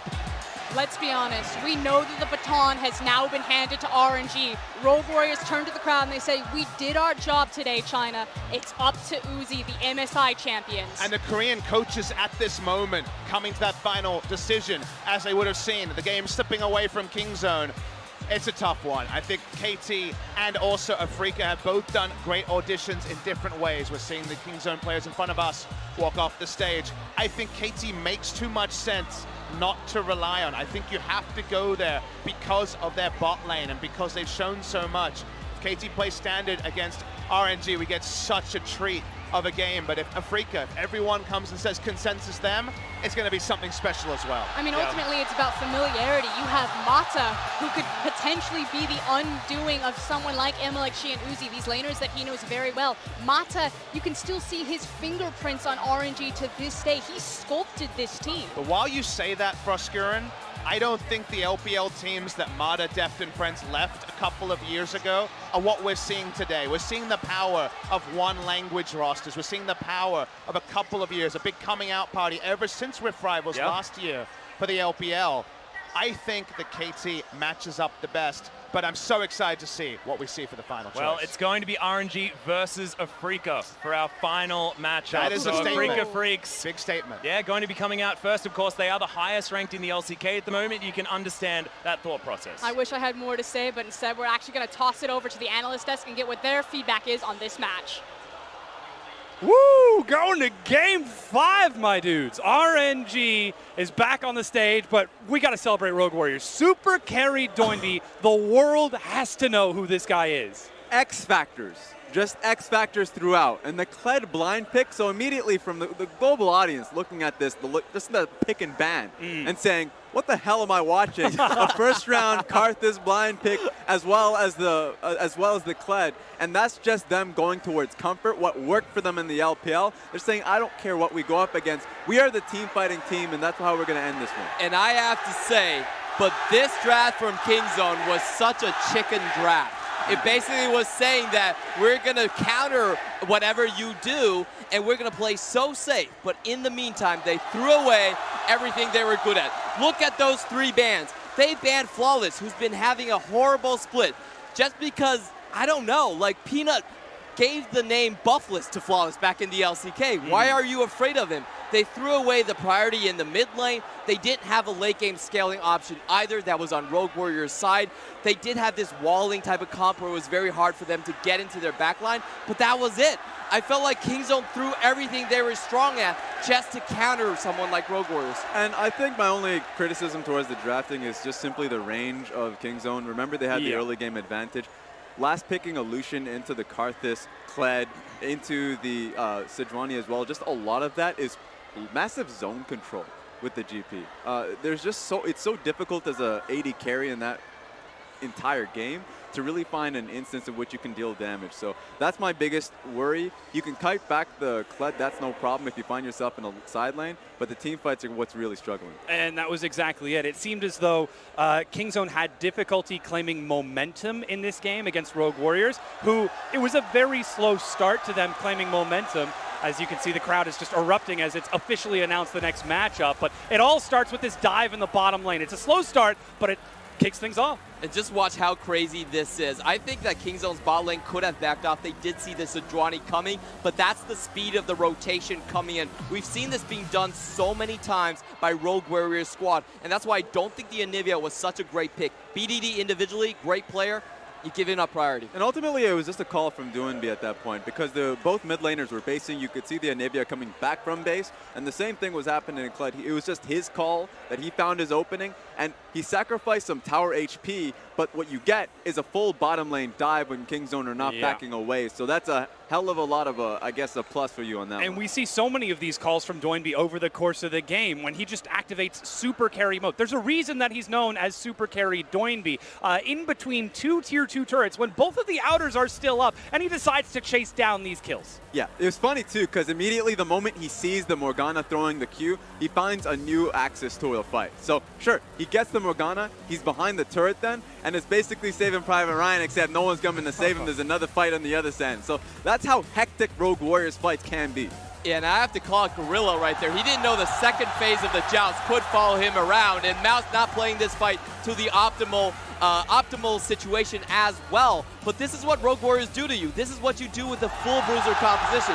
You run in so often and so hard, so ferocious, that I think Kingzone left themselves go with the craziness, and they got bit by it. And that was exactly what ended up costing Kingzone. When they were prepped at the Baron, they got backed into a corner, decided to back away, and tried to find that fight against Flawless on the Sejuani flank. But again, Doinby comes in with the massive charge, I think from his tier 2, catches prey and solo kills him. That's what's so fun about this, because he calls out where it's going to end up coming. Prey doesn't see it coming, boom, right on top of him. No protection, so he dies immediately. And even though it's just that one kill and the rest are moving aside, it's just you already see how difficult it is for the AD carry and what the comp is actually looking to do. So while the Morgana is great for the protection, this man is looking for your head. Doinby gets the man of the match, 82% kill participation, always looking for the flank. Protect your neck against Doinby right here because he's definitely hunting for it. Plays the side lane so well as well. We have seen the Kled a lot of the times, and the Frozen Mallet too was just to get a side lane pushing. I'm really disappointed in Kingzone. I don't think they played as well as they could with their picks. They drafted super safe just to counter people. Yeah, and this is where we have to talk about it turning almost into a self-fulfilling prophecy for Kingzone, coming up clutch in these last international events and now in these fights. But Rogue Warriors, they thrive in the chaos as super carry Doinby again finds prey in the back. Right on top of him. And this is what it comes back to initially while we were moving to the game.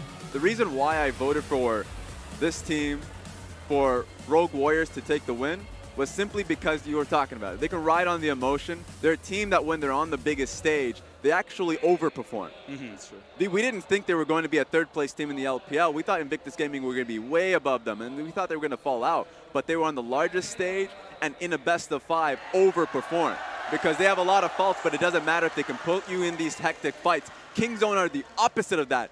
Yeah. Do not do well under the spotlight. Do not do well under the lights. And so Kingzone really need to figure that out when they go back towards the LCK, because LCK do not have enough confidence to put them back in Game 5. Well, speaking of which, that Game 5 is now upon us. It had to be this way. There was no other way Rift Rivals could have ended. Ladies and gentlemen, it's RNG versus the Afrika Freaks just after the break. Don't go anywhere. We'll be right back.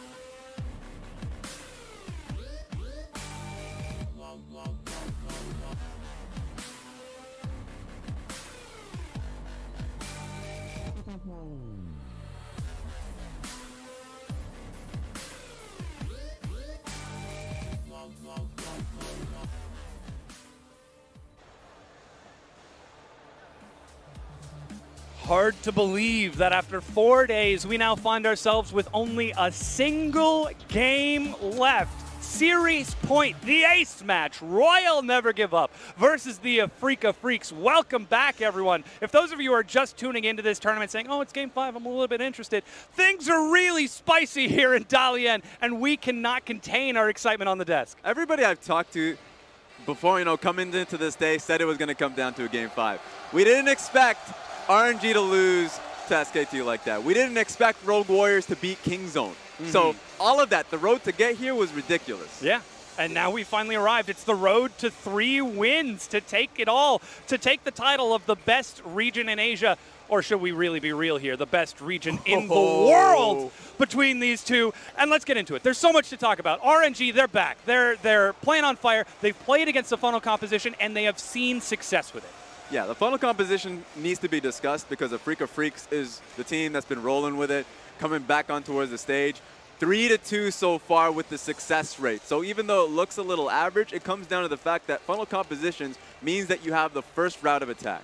You have to be the ones that make the mistake, and the teams that run up against it, I think RNG has been very successful with especially the Camille and Xiaohu running the Lissandra in the mid lane. I love to see the skirmish into it. And of course, this is RNG playing against Kingzone earlier in Rift Rivals, showing how they play through their bottom lane, how they play through their star player of Uzi. Yeah, it was just the strong power coming into the side lanes. If you can beat down on the bottom lane with Uzi, with players like Xiaohu, I don't think the funnel comp is actually that dangerous. I still think that Afrika are going to run the funnel comp, but I don't think it's a strategical advantage. I think they want to avoid Uzi in the bot lane. Definitely something that we'll have to see because he is an absolute terror. He has been coming up in clutch for so long. Now it's time for him to prove if he deserves yet another international title to add to his MSI trophy case. Yeah, he's been on top of his game. And immediately I want to talk about the 2 responses that we've seen towards that, the funnel compositions. One has been the LPL split. We've seen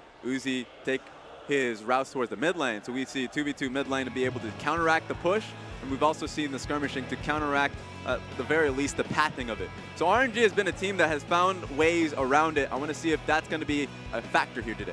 Yep, we do have to remember the strength of the funnel comp comes when you have that extra item lead over the enemy carries. But the weakness is that early game you're going to have no one ganking into the side lanes. We have seen a couple of answers right here. Maple with the smite in mid lane, being able to match and not let the enemy primary carry get too far ahead. And also RNG with the skirmishing Camille, with the strong bot lane dives, able to collapse the funneling composition. So Afrika, they could run it, but there have already been answers in this tournament.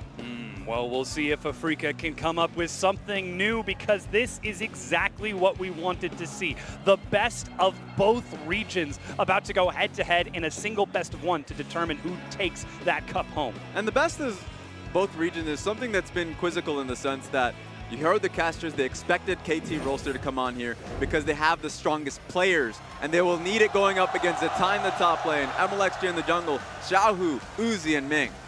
And on the other side, of course, Afrika Freaks, a lot of the times it has been a little bit surprising that they would run, they were chosen instead of the KT. But in the top lane, Keen, the best top laner from LCK, Spirit, experienced jungle, Kuro in the mid lane, aiming, and Tucson running the funnel. And it's going to be a test towards aiming and Tucson and if they can perform up against Uzi. I think that the proper strategy is to move away from that lane. Right now, a lot of the focus is Uzi is going back towards lane dominance here, has been trying to focus in on that. So if you give them that opportunity, then I'd love to see MLXG try and path towards the bottom side of the map. Well, gentlemen, real quick, I got to get at your hits. Who is taking this? Is it the LPL or the LCK? Raz? LPL. LPL. It has to be RNG. I think Uzi's going to hunt aiming down on the map. 2 votes for the LPL on the desk. But as we said, it's time to find out which region is the best in the world. Let's hear for the call of the game from our casters.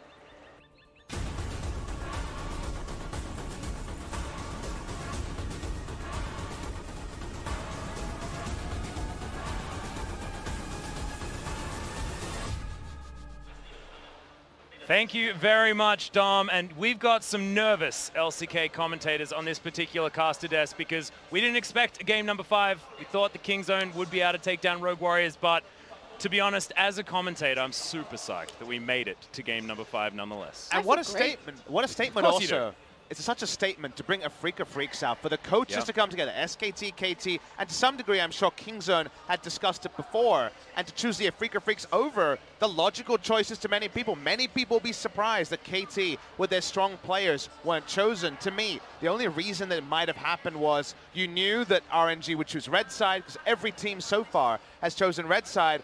Pulling off the funnel on the blue side is very possible. Afrika have been the best funnel team.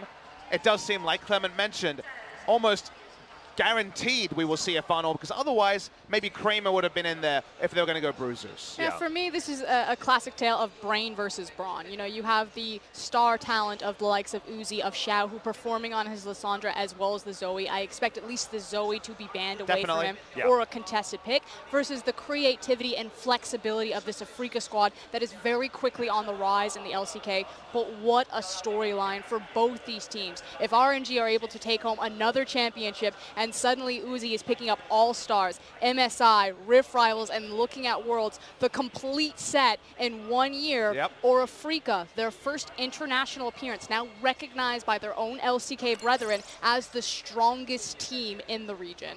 Well, I would have personally been considering bringing Kramer in for this game, but aiming a lot on his shoulders. He's now resting because he's up against Uzi, a terrifying matchup for the new AD carry for the Afrika Freaks. Is it proverbial or is it literal? Are they running 2v2, aiming Tucson versus Ming and Uzi, or are they going funnel? That's the part where we're not sure. Again, if they were going to run bruisers, I think it would have been Kramer, so you have heavy expectation on blue side. Is it Afrika goes funnel? But maybe they also used the time yesterday. Remember, Afrika didn't show anything yesterday. Maybe they got one whopper of a new comp to show out, because this is the time to stand up, be counted. The confidence they would have as the team to be the new team from the lineup, representing as the one of Korea when it matters, is such a big story. And we have to look at what happened last time Afrika hit the Rift. Last time RNG hit the Rift.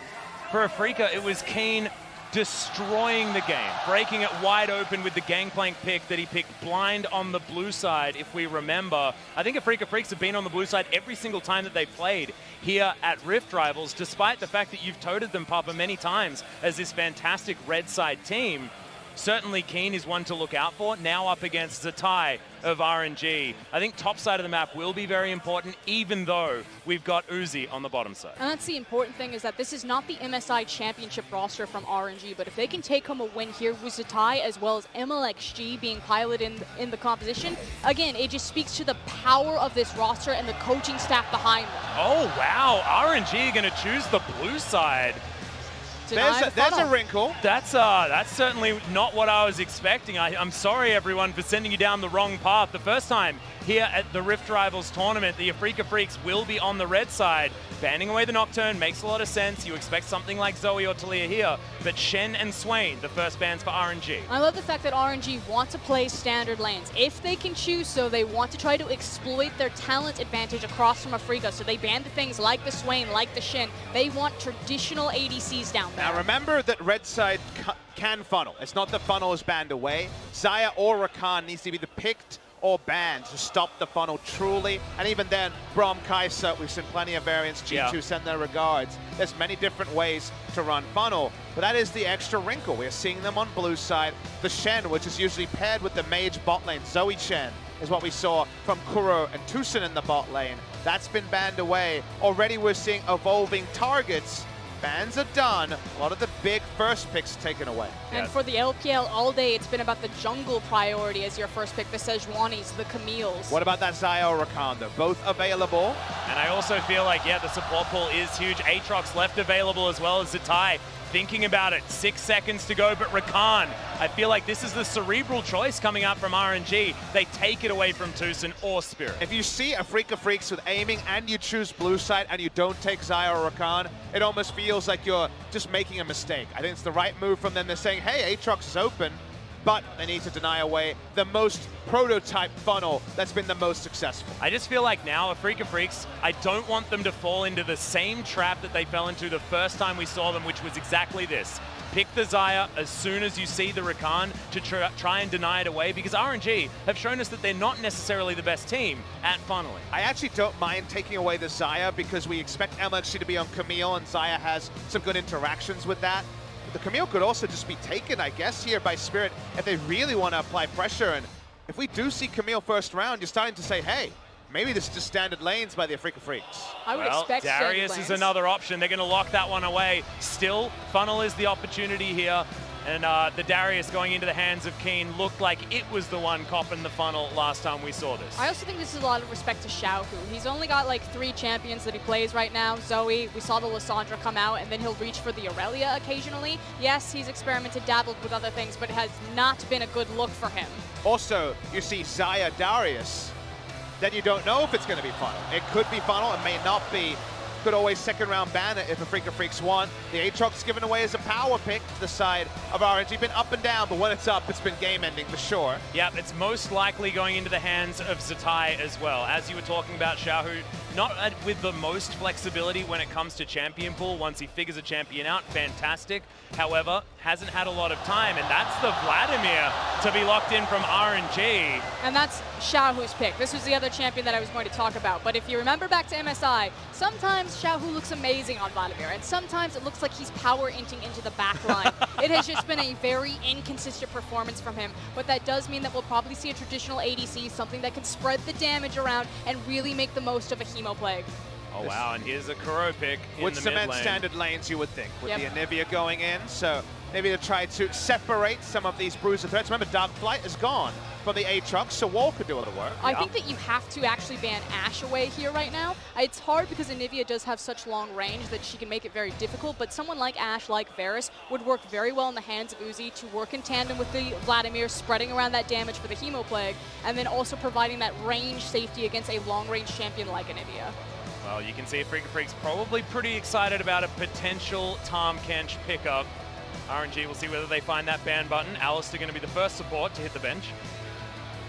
And it's the Camille taken away from MLXG. He had a great performance on it last time out.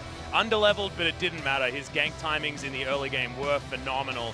Not going to happen this time, but we know MLXG has deep pockets. And I imagine, it's contrary to what you're suggesting, some sort of engage for Tucson, because Tucson on Tahm Kench has been a down pick for him. We think of that.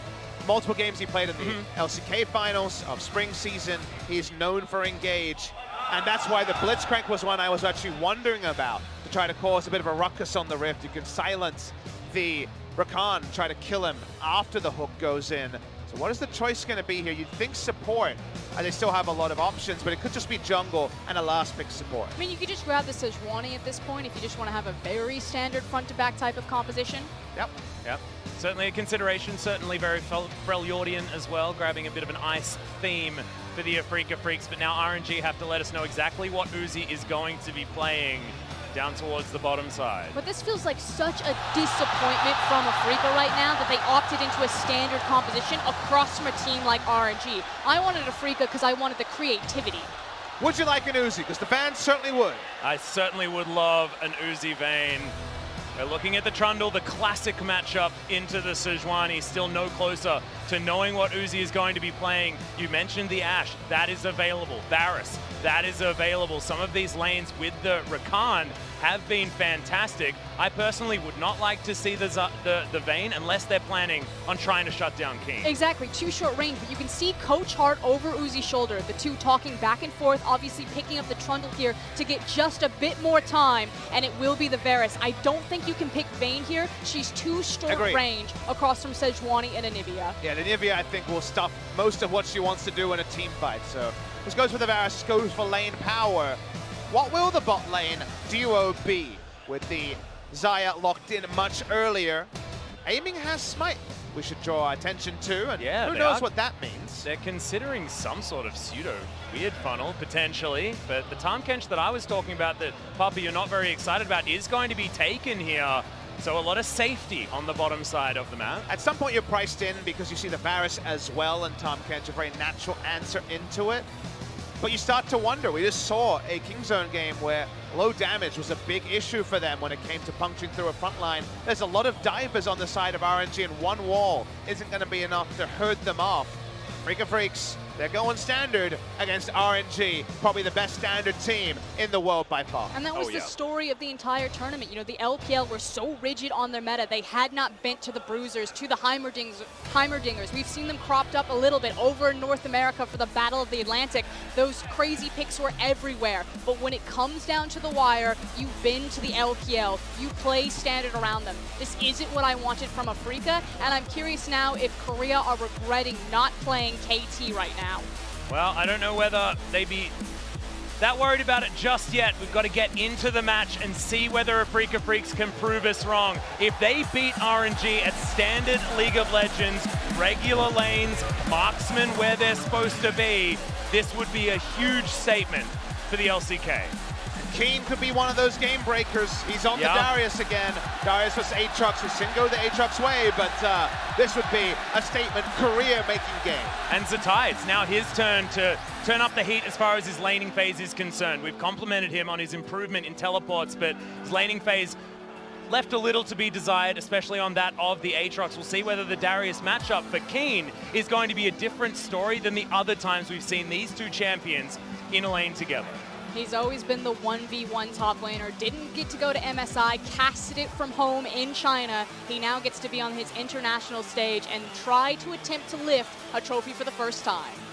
Well, this will be absolutely huge. Remember, for MLXG, this is a huge moment as well. He wants to have some of that glory and prove himself as the RNG jungler. No Casa this time around to win MSI. This Rift Rivals is going to be MLXG in game number 5. It all comes down to RNG versus the Afrika Freaks. It's a blood moon tonight. I can tell this is going to be a bloody game.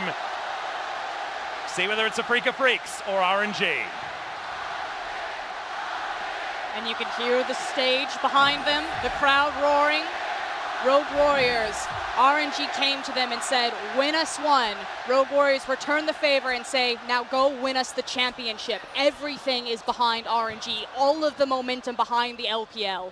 And to say the stage is set would be an understatement. The stage here in Dalian, beautiful and also filled with fans expecting an LPL win. And I actually think that RNG do claim something tangible with a win here. With the way that Rift Rivals is interpreted, you might say, well, what is that?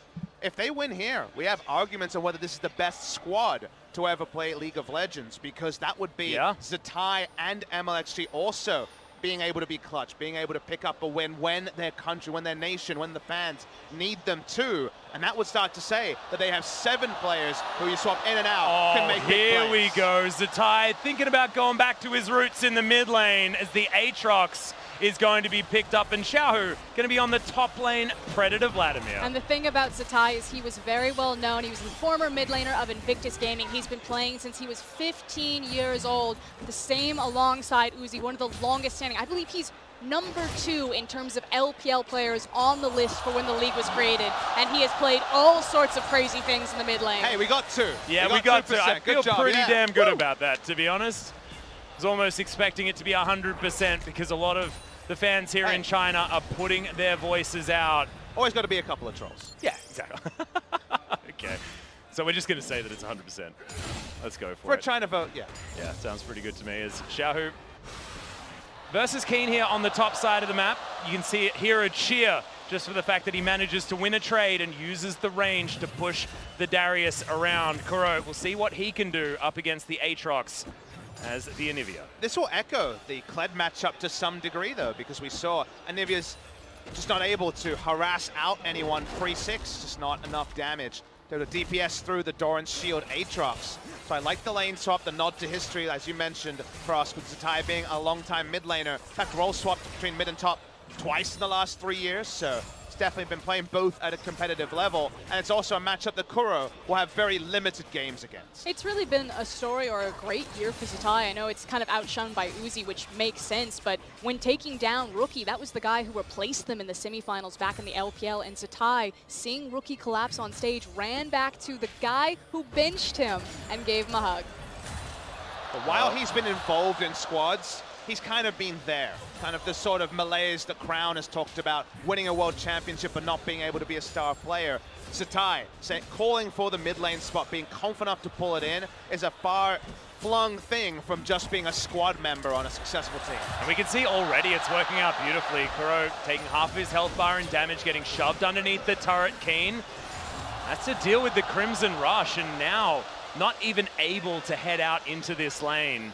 And these were some of our concerns and why we voiced our opinions for KT, or at least we're having them in the conversation. It's one thing for Afrika to strategically outthink RNG, but when it comes to brute strength, it felt like KT were the only roster that could really match up. And right now you have mid lane and top lane getting absolutely thrashed this early in the game. Mostly because of some very nice lane swaps coming through. The matchup choices here by RNG, creative, but also very effective. Vladimir just outranging the Darius. Well, Ming is going to jump in on top of aiming.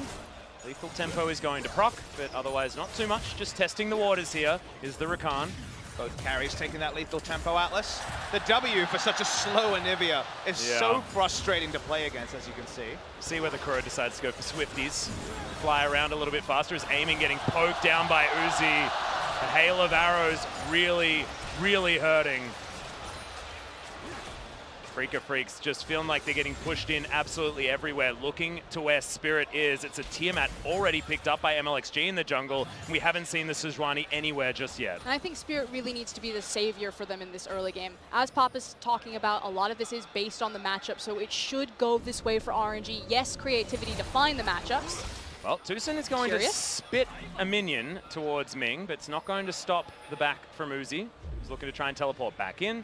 Does so after aiming does the same thing. He's going to grab a pickaxe, and we've got the Vamp Scepter as well as the dagger from Uzi to come in, building towards Blade of the Ruined King, as we've been seeing most of the time, unless you're deft, feeling like he's in a very comfortable matchup. But going Vamp Scepter to dagger here, and he's already going to be winning trades as we saw earlier.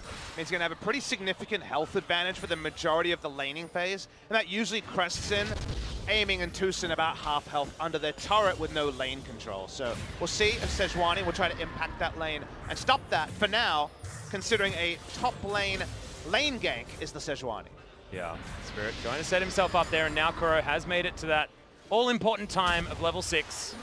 Is MLXG perfect position for a counter gank, or is Spirit as Keen half the health bar as Hemoplague? He's just going to get flashed on Spirit. Great double knockback for Keen. He's going to go down for first blood. He goes over to Shower Spirit. He may actually suffer this one as well. The flash is available, and he just pulls out the blood. RNG, they're not pulling any punches this game. It's looking disastrous already for the LCK. From bad to worse for the LCK. The fact that MLXG starts the gank with the flash as opposed to using the pillar, then has it to make sure that he not only picks up one kill, but then also is able to grab Spirit. And I was shaking my head very early in that because the level 6 ping meant the Hemoplague went down. Spirit was already second guessing whether he should commit. Eventually went in with the flash. He thought, okay, I've gone for the play footwork, maybe I can make something happen. It was only going to go one way, and the double death chamber for Afrika is a huge advantage to what was already a winning early game for RNG. And again, you look across this roster, and it's first time on an international stage and still a lot of inexperience, especially when it comes to this new top laner in Keen up there. Yes, he's got a veteran standing next to him like Spirit,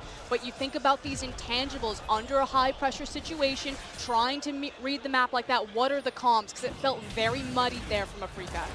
Oh, speaking of muddied, Zatai continuing to be frustrating to Kuro. He still doesn't have boots available. May have actually got the free-ass version that will be coming online in about 3 minutes. But just a tier and a ring. And this Anivia is just going to have to sit there and put down an ultimate and hopefully stay in range. Probably should load in a prayer at some point there, Atlas. Yeah, and more prayer circles. We feeling like it's continuing down the same path. The prayer circle worked damn well for Rogue Warriors last game. Lane phase doesn't look great right now. And the silver linings are so situational for the Afrika Freaks. We were already saying, what about Spirit being a silver lining? As Zhao Hu hits 6, they go for the all-in. That just means that RNG were a step ahead of the play. Keen is always going to go down. He had done very well CS-wise, and Zhao Hu doesn't even have to flash to pick up this kill. Walks up, gets the last transfusion. That's the top lane exclamation point that the side of RNG was looking for. And now, unless it's going to be a really impressive objective play in terms of standard lanes, a disaster for Afrika Freaks. And this is the most terrifying thing about RNG, though, is that it feels like we haven't truly seen their ceiling. Because again, when Uzi is playing the best that he ever has, someone like Xiaohu was having a very inconsistent performance. But if you think back to 2016, when Xiaohu was on his high, you know what's capable. And if RNG ever return to that form across the board, they will be one of the most devastating teams that League of Legends has ever seen.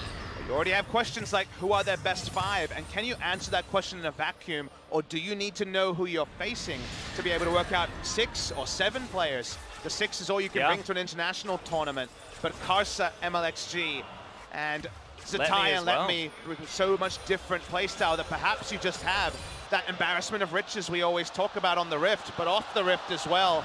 RNG has so much, and Keen, he's got nothing. Yeah, RNG have absolutely everything. He's trying to get up to even look at a minion, but can't. And this is going to be first turret going down very easily. Afrika Freaks look like they have no idea what to do. And the issue is that there's just too many lanes bleeding out right now. Spirit can't be everywhere. He was burned very hard when he attempted to dig Keen out. But he needs to pay attention to his bot lane, hand over the blue, because Anivia is so dependent on that to just even step forward in the lane across from Aatrox. There's no assistance coming for Keen. This is one of the most one-sided early games that we've seen so far in this tournament, let alone this series. RNG really just destroying Keen. Gonna get Hemoplayed, but Kuro is here. And MLXG, he may just pay the price. Trying to get the autos in and knows that he can just fight back, and that's something on the board for the Afrika Freaks. It's okay, LCK. MLXG's got you. He'll give you one. But it's Score's birthday, not the LCK's. Yeah, exactly. A present's always nice, though. I'll take it. Yeah, thanks very much. Tucson is going to wander out of the way of the Infernal Chains as Zatai clears out the control ward. All of the control available here for RNG. Won't let any of those pesky wards stay on the map for long. Having to farm with your Relic Shield and Tongue Lash feels pretty bad. Nothing overcomplicated for RNG to do this. And keep playing the natural game they were. We already talked about the item lead bot side. It's going to be hampered by the fact that the second purchase was Spit of Boots here, working towards the Berserker Greaves, is aiming. Spirit has been second to everything on the Rift, and MLXG, while he was a little bit too happy to pull the trigger on that turret dive, has otherwise allowed the Vladimir to be in just a huge place in terms of items. Going for the Reverie as well, so mixing up. Usually we've seen a lot of experimentation with the Vladimir builds, but understanding that he's been unlocked, that he can use this item to run down the Darius. Well, Spirit is going to give away his position, as you saw just there. Uzi and Ming know exactly what not to do, and that is fighting. But yeah, 30% CDR already built up by Xiaohu towards the top side. There is nothing that Keen can do. The transfusions are going to be coming in all over the place. Even level 9 has been hit. He basically has to hide at his tower, and more important is the safety net of vision that RNG have placed underneath Xiaohu, a very deep control ward to try to spot out Kuro as he tries to assist him, or anyone that wants to walk through the base gate. If Xiaohu wants, he's just going to sit up there infinitely and try to poke and prod. Well, Teleport is going to come in here, as there is a Sejuani to try and help him out. Aiming will throw a few feathers forward.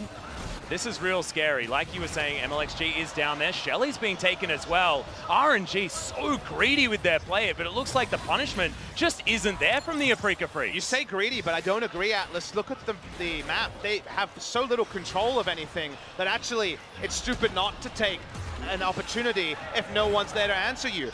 Afrika Freaks have the highest ward cleared per minute rate of the LCK, and one of the highest I've ever seen. They can't get near wards, minions, turrets. They can't get near anything, so take all the freebies. Everything in the game is just a free handout to the side of RNG. Never have I thought that the jungler being bot side means that it's a free Rift Herald, Papa Smithy, but I can't help but understand your logic. Spirit can't even take a dang red buff. I mean, frankly, this is a not like this type of moment. This is not necessarily the best of 5 fifth game that I wanted to see come out from two Titan regions like the LPL and the LCK. The crowd is loving it, but I am just wincing for Afrika right now. RNG are handing out a punishment like we saw yesterday, Machi and G-Rex receiving. This is the sort of one-sided game that you wince at, but RNG from the start, from the blue side choice into the draft here, and Afrika Freaks kind of, I guess, necessitating themselves into going into a pretty standard draft. It always coalesced in what is just a pretty embarrassing early game where Freaka Freaks have nothing to hang their hat on, no real win condition to look forward to apart from maybe later. And at this point, it's about minimizing those losses, making sure that they can stall out how quickly the towers are taken down. It's unfortunate because finally it's not a Cloud Dragon, it is an Infernal, so the RNG certainly biting them in the ass right there. But ultimately, it's just staunch the bleeding, hang on as long as we can. We still have a 5v5 composition. We can still try to out-execute around this, but Afrika need a lot of time. Well, lose less isn't necessarily the best winning strategy, and RNG are just winning more and more and more across this map. 3,000 gold is the lead. You may not necessarily feel like that is a large amount, but with the amount of control they have, with all the neutral objectives that they have, that is huge. Aiming, even the gleaming quills are landing here from Ming, despite it meaning anything or not. Kind of have to pour one out for the Sejuani, because what lane do you go to? In bot lane, you're like, okay, I follow up CC from aiming, maybe I can make it work. Well, no, they don't have to opt into any of that. Vladimir's in the mid lane, good luck with that. And ganking for your Darius sounds like a bad idea. Yep, every single buff is being camped out by MLXG as well. Keen can't go anywhere like you were talking about. They at least know that MLXG's bot side, but damn, he's just taking what he wants. And this is what happens when you choose to standard lane against some of the best laners in the world. And it is just brutal to watch. Well, it's not what we were expecting out of the Afrika Freaks. However, they must have had a plan. At least, you know, looking at Kuro, he's only he's 20 CS behind. Where are the good news stories here for Afrika? I cannot find them. They got a hype best of 3 against Griffin on Wednesday. Hey, yeah, nice. Well, I was going to say, I think that... We'll see you there for that one. While Spirit has been unable to make the gank successful, he's at least choosing where he needs to be on the lane. He thought that, okay, Uzi and Ming are pressuring this tower, maybe they overextend and I'm able to punish with a counter gank. He understands that Zatai's walking into the mid lane, so he's behind Kuro. He's trying to catch RNG with their hand in the cookie jar, but they're being too patient. Well, RNG just take the bot outer turret. They've already taken the top outer as well. You could imagine that mid's probably the next one to fall, unless Xiaohu can continue to split push like a beast. You've got the 1-3-1 being enacted here by RNG, of course, as Zatai finally goes back to his rightful lane. I love observers in this meta. It's so funny. You don't need to switch it now, guys. It's 15 minutes in. I think, you know, the laning phase is done. It's over. We're okay. Put Uzi in the mid lane. Come on now. Yeah, there we are. Switch it. Put Ming in the mid lane as well. Well, all right, Afrika Freaks. We always talk about what to do in scenarios like this. We did it yesterday in the LMS versus LCK series. Put down some control wards and start to try to own something. Even just guaranteeing Raptor Red and the Krugs top side, or the Gromp bot side with the Wolves. A quadrant where they're not afraid of instantly dying would be a movement forward from Afrika, as repelling this push would be nice also. They did a great job at it. Shelly may not even get a charge. She doesn't. So Afrika Freaks that. Yeah, there we go. If that's what achievement. I'm for, it's bad. Yeah, well, I mean, it was already bad, Papa. I mean, that's the best play they've made all game so far. That's true. Even starting from the draft. Not been a lot of great news stories. Xiaohu continuing to push up. The Aatrox on the top side in the hands of Zatai, also moving further forward. Keen, anemic on the Darius. This is not the Pentakiller that we know him to be on this particular pick, despite that being Khan. So the most important thing on the map right now is going to be that mid tower for both teams. Afrika want to try to hang on to it as long as possible because it's their best way to stall out the game.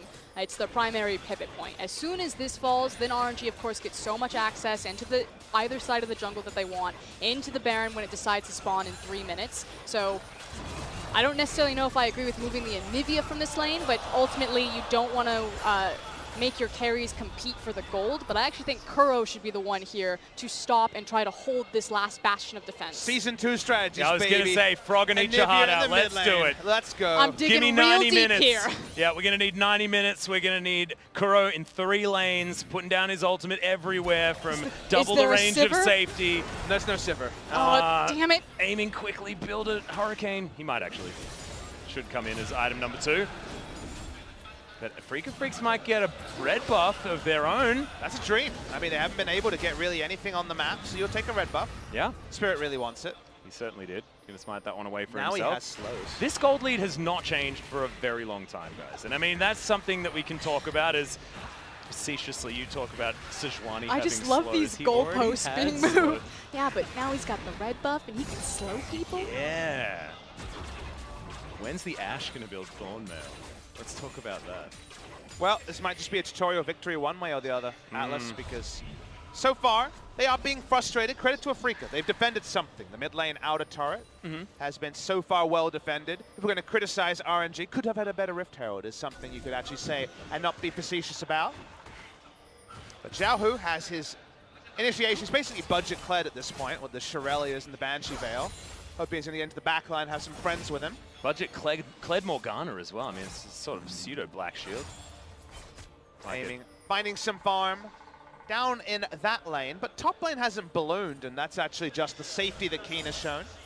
Yeah, Keen actually playing very respectfully and is going to be at least relevant moving towards the later fights, but Zatai level advantage, CS advantage, and RNG now looking to try and crash in to the mid lane. Tucson has to be careful. Grey Health not going to be invested until the very end of that skirmish as RNG are going to push this full minion wave into the turret. Aiming at least does have some wave clear, even though Kuro isn't available. And Xiaohu going to get locked in. Banshee's Veil not even going to pop as he just goes into his Sanguine Pool. It's too early to say that RNG have been stalled out, but Afreeca are in the process of doing this. They have stopped the bleeding. Oh, Kuro has to flash, get himself out of the way. He really wanted this blue buff, but there's no way RNG are letting him. He's going to now have to go back to base. 6 stacks on the Rod of Ages, now looking to try and get some more items, but this Ocean Drake certainly going into the hands of RNG. 2 dragons to nothing. More than a bridge too far to be trying to fight for an Ocean Drake. But fights are what they're kind of buying themselves time to actually shoot for. 5 minutes ago, 7 minutes ago, it didn't look like there was going to be a fight. Look, the game would just end before there was any relevant battle with 4+ people on the map. This time, with the Rod of Ages stacking up, slowly building items, they get into the position where RNG should have map control and should have much bigger objectives, like a 5-stack Elder versus just stopping a 5-stack Elder. But those fights are still something that Afreeca had to earn, and they are closer and closer to earning them. And ultimately, if you do go back and watch this VOD, you look at that Rift Herald usage. Yes, it was a silver lining and a very small piece for Afreeca, but at the time, if this game stalls out long enough, if Afreeca are able to climb back into those fights, and let's say RNG mis-execute one of them, suddenly Afreeca are looking just fine versus the first 20 minutes of this game. So, there still is hope there that this game can go one way or the other. So let's talk about why the RNG team have been unable to move their lead. One thing to consider is usually in a scenario like this where you have the side lanes, you have side laners that should win in the 1v1, it's about pushing up vision and then just creating a dive scenario where the Anivia has to give up turret. To do that, they have to invest Rakan because Uzi's not going to be poking in, and there's pretty little CC on the members like Xiaohu, Zatai, MLXG. They don't have lockdown, so you need Ming invading with someone like the Trundle to get the vision on one side, the blue or red side jungle, and then actually making a dive. But it's very easy for someone like a Sejuani who has their flash up, just sit back, sweeper, put down a control ward, get half of a camp, and then back away. And while it doesn't grow a lead for Afreeca, it stems the bleeding that was so big 10 minutes ago. It's also about this idea of vision denial. You spoke about the vision denial stats from Afreeca, and you can see that they've been clearing out their jungle pretty consistently, but RNG are also a weaker team when it comes to vision denial and haven't been doing their due diligence to remove the safety net that Afreeca have in their own jungle so they can safely maneuver Kuro from one lane to the other, give back up to that mid lane, pick up all of the farm in the bot lane. And there's always the chance that you see something desperate, a turret dive that's ill-advised, and a turnaround. Again, the Afreeca Freaks have been able to at least make that a variable. They've also silenced the crowd. There's no more Bronx cheers for ward kills and things like that here. Everyone is understanding that Afreeca have got much longer leash as Xiaohu does threaten some sort of dive. They know that's low percentage to dive this turret, and now 22 minutes in, the mid lane turret is still there, and it's still just a 4,000 goldie, in fact, less than 4,000. And we use the word desperation, but the other word that does apply to LPL teams is frustration. They constantly get stalled out in these ARAN types of scenarios, and like Pop is saying, with, these very risky dives, suddenly, high reward, low risk plays start to even out, and that's where Afreeca find their step back in. At what point are RNG going to get frustrated enough that they try to force a dive that they shouldn't, or they try to force a Baron that they shouldn't? Yeah, and in situations like this, what we need to talk about is what does a team fight look like if we make it to a point where these teams are relatively even. You fast forward another 15 minutes and the gold lead's still like this, I call it an even game, to be perfectly frank with you. So, does Afrika Freaks win in a late game fight when you've got the items that you want, given the fact that they have the champions they have, or can Uzi carry forward with this Varus given the composition? Time Xiaohu's around the side. Well, the ultimate's just going to straight up miss onto Uzi. It's not what you wanted. But the turret stays up, so the cooldown goes down, the crowd laughs, but that doesn't actually get in the turret yet. It seems like this will be the wave, as they're trying to proxy the enemy wave from crashing. We'll get back to your theoretical team fight point in a moment, but this should be RNG finally breaking the turret. I just feel like they're trying to force a round peg into a square hole right now. Well, Infernal Chains is going to come in there as Ming looks for his engagement, doesn't get it as Susan. Really quick fingers on his Devour. Xiaohu looking for the engagement, but good ward over the side, and might be Spirit finding this Vladimir, but he really does not want to tango with this guy. He's been sitting on that needlessly large rod for such a long time. That Rabadon's death cap must be so close. But still unable to get that outer turret in the mid lane. And you can see the frustration. RNG are getting tired of Afrika doing this. The fact that they tried to force the dive, that Uzi was tanking several tower shots, trying to get the chip damage away at the tower, even through the fortification. RNG don't know how to attack this map other than just throwing their face at it. Man, Afrika's discipline has to be rewarded here because the checklist of what to do this game instantly was rubbish. They couldn't even look at it because they were so far behind. And to make a new checklist of respect, as you see, just a couple set-piece plays to check for vision, is so tricky because you can have no ego in scenarios like this. I'm Keen, the top laner of Korea, means so little when you can't even get into your inner turret 6 minutes into the game. They've been able to fall back again and again. This game is going to be 25 minutes somehow. If you fast forward at 10 minutes to 25 and see a mid lane turret up, you're going to call just BS. The gold lead's actually less. They haven't been able to increase it at all. It's in fact been Afrika Freaks getting farm on the side lanes. This should be the turret unless RNG don't get there, and they don't. I mean, it's just huge shout out and credit to Afrika's coaching staff. They look so drilled right now. You will buy wards, you will place it like this, you must check the Baron at this time. Well, this should finally be the turret. They're going to tank it up, and brute force is going to equal the end of the outer ring for the Afrika Freaks. And while it was an inevitability, consider the items that were nowhere near to being there on Afrika that have shown up by how doggedly they've been able to keep that turret up. It may not mean anything. I think to answer your earlier question, RNG have a pretty significant team fighting advantage in an even game because they can front to back a lot easier than Afrika. Afrika need a time for the Anivia to do damage and then let's start the resets. Because of that and the Vladimir chase potential, I will take RNG. And also the battlefield positions where they can fight are going to be more straightforward because it's going to be an Elder Dragon and a Baron of repute that Afrika are going to have to remove their defensive totaling from to actually come out and fight it. Well, we'll see whether Afrika Freaks can pull a rabbit out of a hat.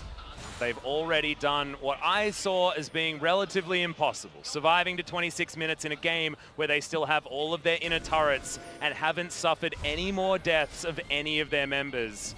Now, win or lose here, you know, if you open up this post-match thread and people are just complaining that it wasn't KT, go back and watch the tape because Afrika should hold their heads high for their ability to hold like that, especially against a team like RNG. And I made the joke earlier, what do you do for a man who has nothing? Keen had nothing, Afrika Freaks had nothing, they had no control. The gold lead did not read where the game was at. The game state was, Afrika have no options in terms of the map. Well, what do you have then, Atlas? The thing is you have is your principles, you have your training, you have your learning. Yeah. And that's what they fell back on. They said, well, this is a disaster, what can we do? That was extend the game.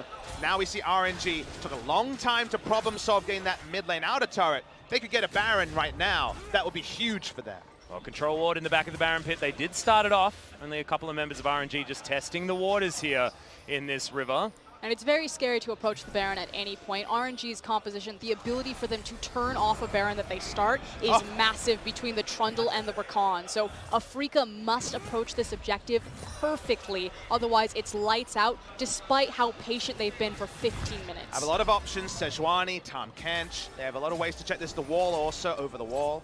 Yep, well, they are going to get another ward in there as half the health bar of this Baron has already been taken down. RNG, they could be walking themselves into a 50-50 moment. Nice double stun comes in from Kuro as a Freak of Freaks. They don't want to fight straight up, but they'll try and steal a Baron if they can. Looks like RNG doesn't want to go for the 50-50. Pillar position's decent there for MLXG. Do want to say that it is level 13 Smite versus level 12, so still technically a 50-50. A lot of the surprise factor to Spirit.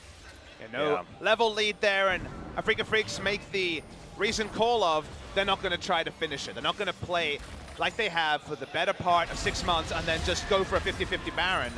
Nice little play by Kuro. Yeah, as the tie gets over the wall, thankfully Umbral Dash is going to be enough as they've engaged onto the Vladimir. He just straight up dies, and that's aiming, grabbing the kill. Xiaohu may have thrown away the lead. What did I say about Xiaohu? Such an inconsistent performer. Sometimes he looks incredible and like a disaster in the exact same game. And that is one of those moments that you just cannot afford.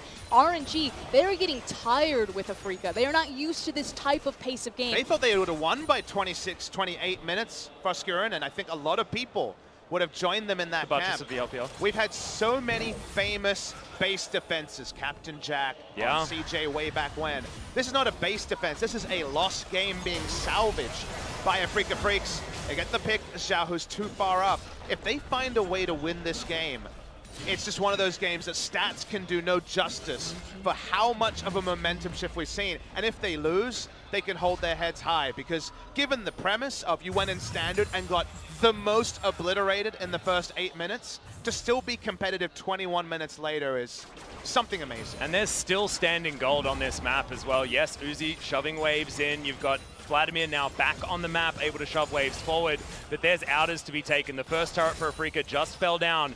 All of the local gold going over to Keen as well, who's got a Sterix gauge. There is getting to a point now where those fights you were talking about, those fights where Glacial Storm's down and we're resetting everywhere, this could be an opportunity, because Blade Caller from aiming is going to help out, and Tucson can help reposition in these fights as well. Aiming has item parity with the Varus. He's got a dang Infinity Edge somehow out of nowhere. Item parity there. The Vladimir, probably gold parity as well, pretty close too. The Vladimir, I think, has the lead in items as Keen is trying to feed on Xiaohu again. And for me, the big game breaker here will be Xiaohu, one way or the other. I think it's about the Vladimir Hemoplague, and if he gets flanks on these team fights, because he really is the big difference in terms of fighting front to back, because he does have access immediately into the back line to completely disrupt a lot of what Afrika want to do. So if Xiaohu's not on form, I think RNG could very easily fall to this type of composition just because of the reach and control that Anivia has. Infernal Chain's going to pull back. Tucson is going to have to invest the flash, and that is a huge deal. So much safety for a Freak of Freaks now off the map. Also safety in the base checks that Tom Kent would want to evacuate you from around the Baron. So this Baron, I think who takes it first will be the predictor of who wins this game. And RNG, they're on it. They know this time the pillar could be big. They could just kill the Tom Kent. Well, RNG, they're still taking this one down. It's below half health now as a Freak of Freaks. They throw in the ward. There's the engagement onto Tucson. They know he's got no flash and he's just dead. Uzi grabs that kill. And now Xiaohu, he wants more. Keen doesn't get the upper hand. The flash from Spirit. They want to be able to find this one if they can get it. They ult the reset. And Ming, does he actually get it? It's the Hemoplague that gives him all the health back and aiming. He may need to just Featherstorm and flash to get himself out.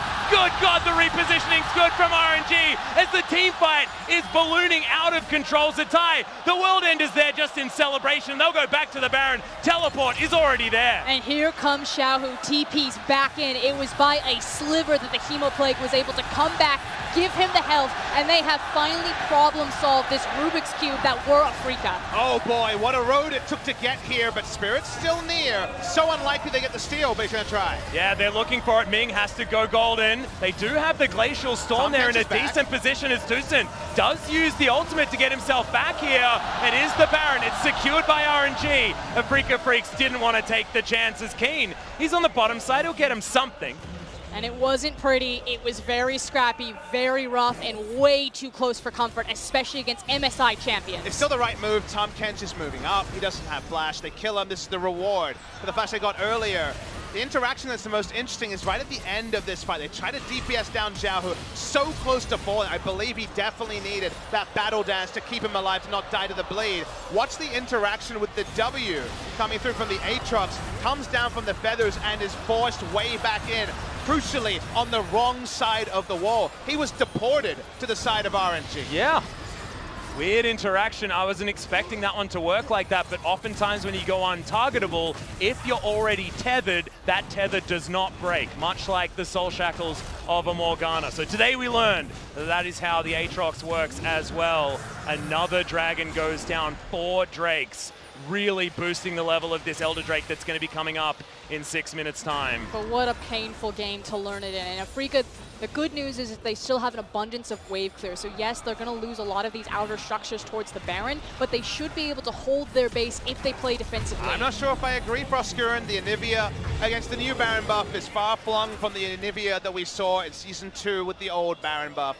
Froggen would dream to have those minions back, as these monstrous minions are so hard for Anivia to quickly clear. Yeah. I'm more about the wall. The fact that she can separate the minion wave from RNG charging in and then try to create space for Xayah to clear out the wave. But then you don't have the wall for the cavalcade of bruisers rushing in to dive you. Yeah. This is the sort of game where a Rakan can win it for you. He has his flash up, has his ultimate available.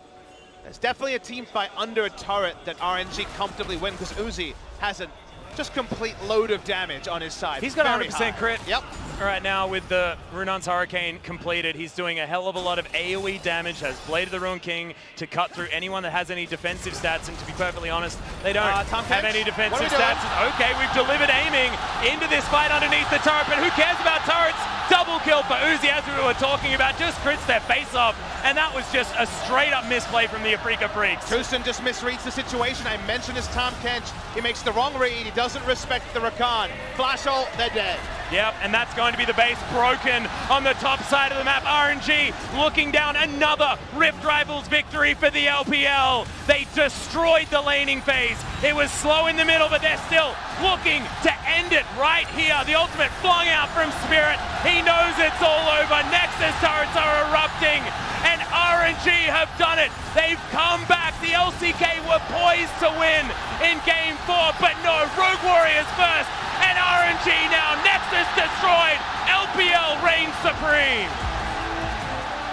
A true regional effort from the LPL. They took All Stars, and people said the tournament doesn't matter. They take down MSI and they say, but wait, it's not quite Worlds. And yes, Rift Rivals is not the same prestige, but this is now 3 titles that Uzi has swept up alongside his domestic one, and they are looking towards Korea. And a twist on your words, but not a big one, Froskuren. It was a regional epic. This was an awesome series where both teams, you could not lay any questions of how much they were trying, how much they were showing. Everyone brought their A game today. Rogue Warriors keeping them in it. RNG being ahead of the Koreans once again. Well-deserved victory to the LPL and RNG. And you can hear the 6th man, the crowd here in this arena. Dalian erupting for RNG. The Afrika Freaks still heads held high. Like you were saying, Papa, it was a valiant effort to stay within touching distance of that game, but in the end, nothing they could do. You sub in any team 8 minutes into that game, I think they lose. I think the Afrika Freaks gave the best performance possible after disaster of an early game, and people will say the early game could have gone differently. Against RNG, they can make anyone look the fool. They made Afrika look the fool, and they are well-deserved winners. Yeah, the lane swap was just utterly genius, and it looked like Afrika Freaks had no idea. RNG will lift the Rift Rivals trophy. 最终的冠军赛趋势，冠军赛趋势，谁是冠军？同样，让我们请出剩下3支兄弟战队，欢迎 IC107RW。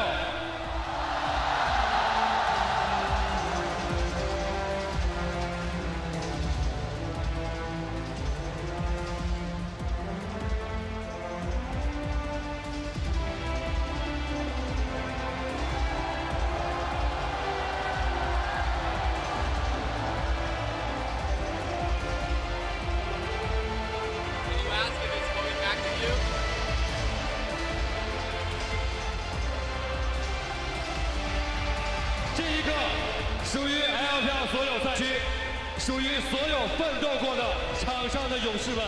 来，我们所有人站成一排，我们所有人接下来就是要在这个舞台，在这个战场享受荣耀的时刻。好的，有请我们所有的战队来，我们站成一排，我们站到后面来，站成一排，我们看一下前面。同样，此时此刻，请求所有现场的召唤师们再次给到 LPL 赛区冠军的呐喊，好吗？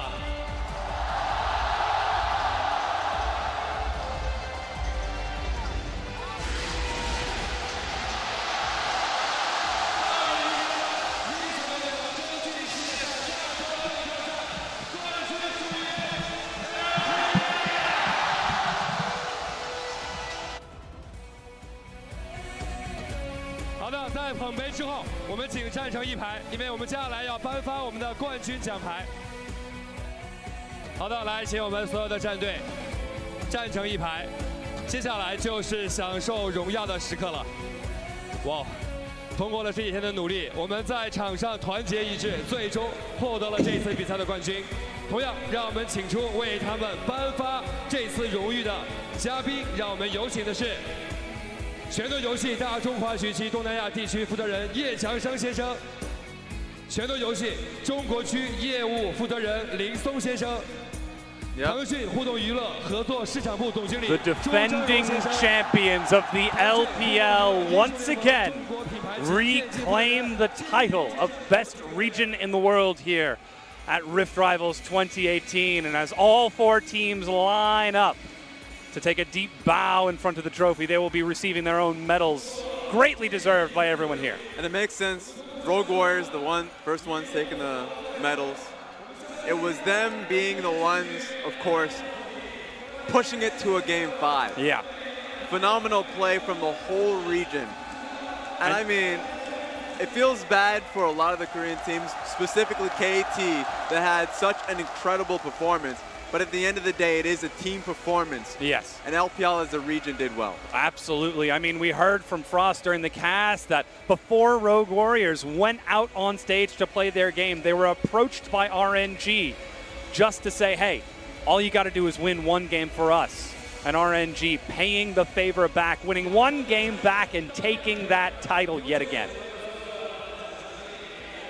And as all the players are lined up receiving these medals, we do have to commend the LPL for their performance. It was a bit touch and go in a few places, but hey, defending champions, you've got that, you can relax a little bit on the throne. Made things exciting, honestly. It was such a fun tournament throughout. It was so fun to watch the team fighting nature. Each and every one of these teams came in, and it was team fights after team fest. They decided it. You can hear the crowd tonight. Oh yeah, the RNG chants will not be stopping for a long time. But as you said, getting to see the stylistic clashes between the LPL and their cheering fans.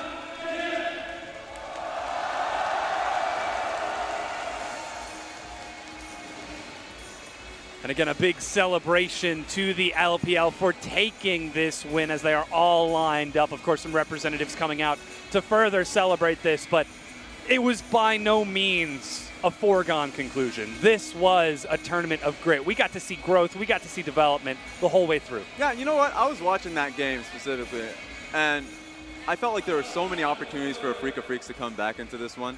And the same went for the last game as well. Yeah. There were so many moments in which we just kind of casted these teams off.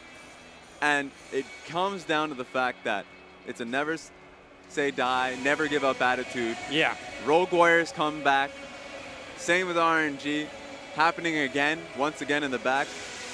Beautiful performance overall to see this happening in the back. Yeah, of course, once again, they're lifting up the trophy in front of the crowd. The chants are just nonstop. I assume that they're going to keep going. But again, we do have to celebrate the LPL for taking this victory and what this means for the LPL going back into the regular season, which will be resuming in a week, because Rogue Warriors, they showed us something pretty exceptional in that Game 4. I mean, of course, RNG, the heavy favorites coming into that Game 5, that was expected. But I think the biggest surprise to all of the fans at home was that Rogue Warriors came out and showed their style so loudly in Game 4. That was the lesson that they learned. I mean, they went right back to what got them the victories in the first few weeks. And then on top of that, they were being taught countless lessons, taking losses at the very beginning of the tournament just because of the vision control when they went up against KT, and ultimately when it went up against the LMS teams mad challenged them. And so the culmination of that, this was the result of it. A Rogue Warriors that understood that they can still play their style while respecting their opponents, playing it slow with the early portions of the game. RNG, once again, going up against the Freak of Freaks, and they took it to them at these very, very small fights that mattered around the Baron fight. So it's really cool to see the lessons being learned from the LPL, but lessons were learned from the LCK, the LMS as well, and they're going to be taking that to their own region. And just like that, I mean, we see so much growth, not only just for the individual teams, but for the regions. Like you said, getting to see the LPL develop a counter strategy against the funnel. The LCK coming into this Game 5 was 3-2 with that funnel strategy, ending up in 3-3 as the LPL was able to find a solution. Yeah, they found a solution, but ultimately, I would say that LCK teams are going to go back, and they're going to believe, and I truly believe that the funnel comps are still the right thing to do. But you still have to be able to execute it when it comes to the team fights, because so many opportunities. We saw what happened to Freaka versus at EDG. That is a proper way to do it, and they properly answered in team fights. And when they really went up against the dive compositions, it always comes down to the executions of the people who have the gold on them. Yeah. And so team fighting still means a lot. Team fighting still matters, and a lot of the teams here realize that.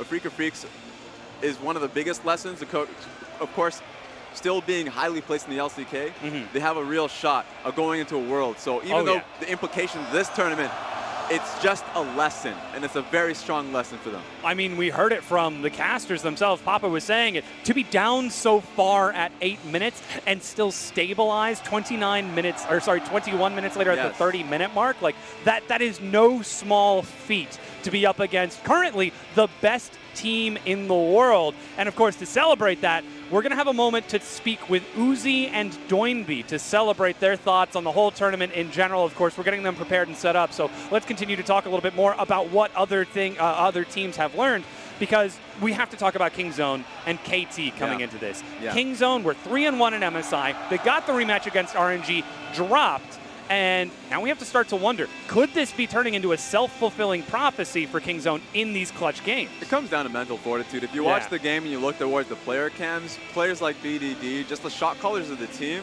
they start to play a little bit back, especially when it comes down to the major team fights. I would say Kingzone, there's a reason why they were first place going into MSI. There's a reason why they're such a strong team and ultimately have veterans across the lineup. So a big lesson for them is not something strategically, more so go back, have a real discussion of what's wrong and like what's causing them to make these poor decisions in games that matter. Examine the emotional state in these moments. Yes. Yeah, and again, we also have to talk about KT. Everyone's favorite to go into that Game 5, but it was a Freaka who came back into that Game 5. We always say, they're the KT roller coaster. They were on a high after day 1 and day 2. Can we still say they're on that same high after day 3 and 4? Yeah, I think that we'll have to see how they do in the LCK, but they learned their lessons really early on about discipline. There were a few games that they were playing with their feud, especially yesterday in the LMS games, but KT are the team from the LCK that you really want to watch going back to their own region. I think that they should keep their heads up, even though it's a loss to the region. Themselves, competitively, their eyes are on Worlds, and I think that they're on a really good path. And of course, you mentioned Worlds, we have to talk about SK Telecom coming in as the number 4 seed. You got a bit of a smirk on your face, Rez. It's really tough for them. I'm just hearing from my producer that our interview is ready now. It's Doinby and Uzi with Clement to talk about their Rift Rivals win. Hello, everyone, and with me are your Rift Rival champions, Uzi and Doinby. Can you say hello to everyone? 打招呼吗？打招呼，对不起，我忘了用中文说，我太开心了。Hello， 大家好，我是 UZI。Hello， 大家好，我是 Doinby。 My first question for you, Uzi. You've been so close to the championships so many times, but this year seems to be the year of the dog. You won the spring finals, you won MSI, and you now won Rift Rivals. Can you just tell the world what it feels like to be in your shoes right now? Does it feel like a prophecy coming true?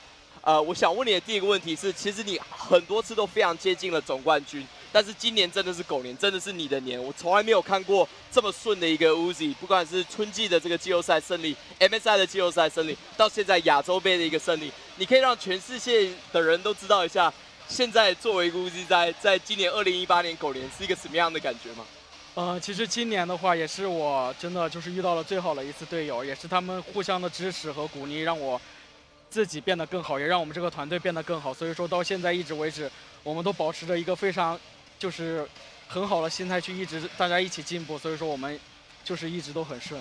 那你自己现在是什么感觉？我自己现在的心情是非常开心的，因为真的我从来没有想过会在每一次的比赛中进入到决赛，而且还拿下最后的胜利，真的特别的开心。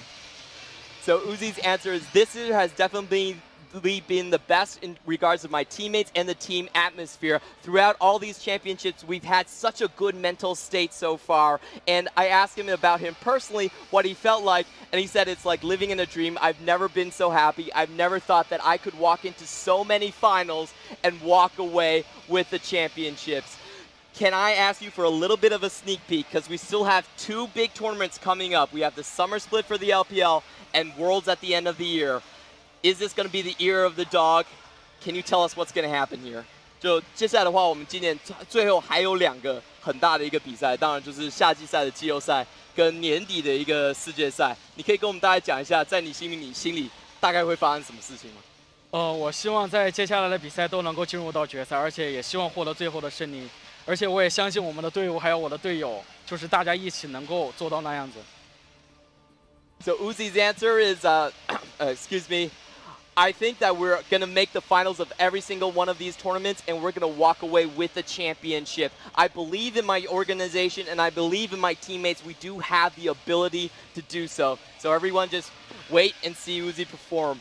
Then I have to turn to you, Doinby, because I think the most crucial win for the LPL today was Rogue Warriors versus Kingzone. Can you talk about what the team expected and what the mentality was like before you went up against the first seed from the LCK?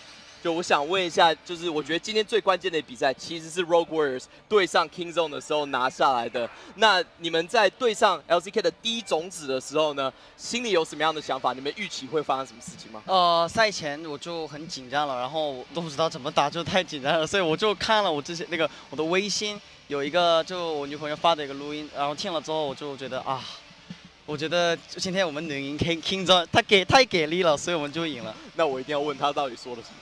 这个 Okay, so Doinby's answer was before going up against Kingzone, I was very nervous and I didn't think we had very good chances. But then I checked my Weibo and my girlfriend left a voice message for me. After listening to that voice message, I believe that I could definitely win. And then I asked Doinby what exactly was in that recording, and Doinby just did this. So we'll probably never know, but my second question for you here is, in one of those crucial team fights, you caught out Prey with your main champion Kled on a charge. Can you tell us what that moment was like for you? What was it like for Rogue Warriors? 就我想问的话，其实，在那场比赛最关键的一个团战里面，是你的克烈直接骑到了 Prey 的脸上，这样子。那在当下的时候，你心里在想什么？然后你觉得对整个队伍起了什么一个反应吗？就每次开搭的时候，我觉得我都觉得就可以秒对面的 ADC， 然后做到了，就很开心。So every time I use the ultimate, I could always get Prey somehow. I could always instantly kill him. And I was just very happy about that result. The final question for both of you is, what do you think Rift Rivals means for LPL right now? Are we the best region? 我想问最后一个问题的话，就是这次亚洲杯的一个胜利，对你个人对 LPL 而言的话，代表着什么意义？我觉得对我自己来说，真的是一场非常重要的比赛，因为也是一个国际性的赛事。然后对 LPL 来说，就是让更多的别的赛区的人认识到我们 LPL 的实力，就是我们真的是很强的，而且是连续2次获得了这个比赛的冠军。所以说，我觉得我们的实力真的很强。So for me, it means that we are a very, very strong region. It's an international tournament, and we get the world to really see what the LPL represents in terms of its talents, in terms of its strength. We're a very, very good region at this point. So I want to bring the same question to you, Doinby. What do you think this Rift Rival victory means for you and for the LPL? 对我来说，我觉得这次是因为这次是代表 LPL 赛区参加洲际赛嘛，这是我第一次参加洲际赛，然后我们已拿到了冠军，就很开心，我能代表我们 LPL 赛区嘛。然后对 LPL 来说呢，我觉得这是又证明了 LPL 的赛区吧 ，LPL 赛区是最强的。So what it means for me is that it's my first time in Rift Rivals. That's a huge international tournament. And what it means for the LPL is that, yes, we are currently the best region in the world. So that will be all from our interview here. Please don't go away. We're going to wrap up on the analyst desk. Thank you so much, Clement. Some very strong words from our two massive players, Uzi and Doinby, helping to close out the tournament with some impressive plays, some impressive team fights. Again, though, we do have to talk about some of the takeaways from this tournament beyond just now that we know for a fact that the LPL is the best region in the world. So let's get into it. LMS, they found themselves dropping relatively early in, but Flash Wolves still looking as good as ever. Yeah, that's why you have to follow them. I mean, ultimately, people watching this tournament globally, you just have to follow these stories because Flash Wolves performed incredibly well and their only loss was yesterday versus SKT. So I really want to see them continue on in the LMS. So follow their story. They're almost certain, and they always have found themselves in internationals, once again moving towards Worlds. So Flash Wolves are only getting better in what is a pretty weak region. So they found themselves pretty disciplined. I want to see them keep going. Absolutely a lot of growth from them. I'll look forward to see whether or not they can continue that growth at Worlds. But that being said, ladies and gentlemen, Rift Rivals 2018 is over. We now know who has the crown. It is the LPL in the best region in the world. So on behalf of myself, my wonderful analysts, our casters, and our exceptional sponsors, Mercedes-Benz, Logitech, SPD Bank, and ROG, thank you so much for watching. And we will see you next year for the grand rematch of the LPL versus whoever wants to challenge them.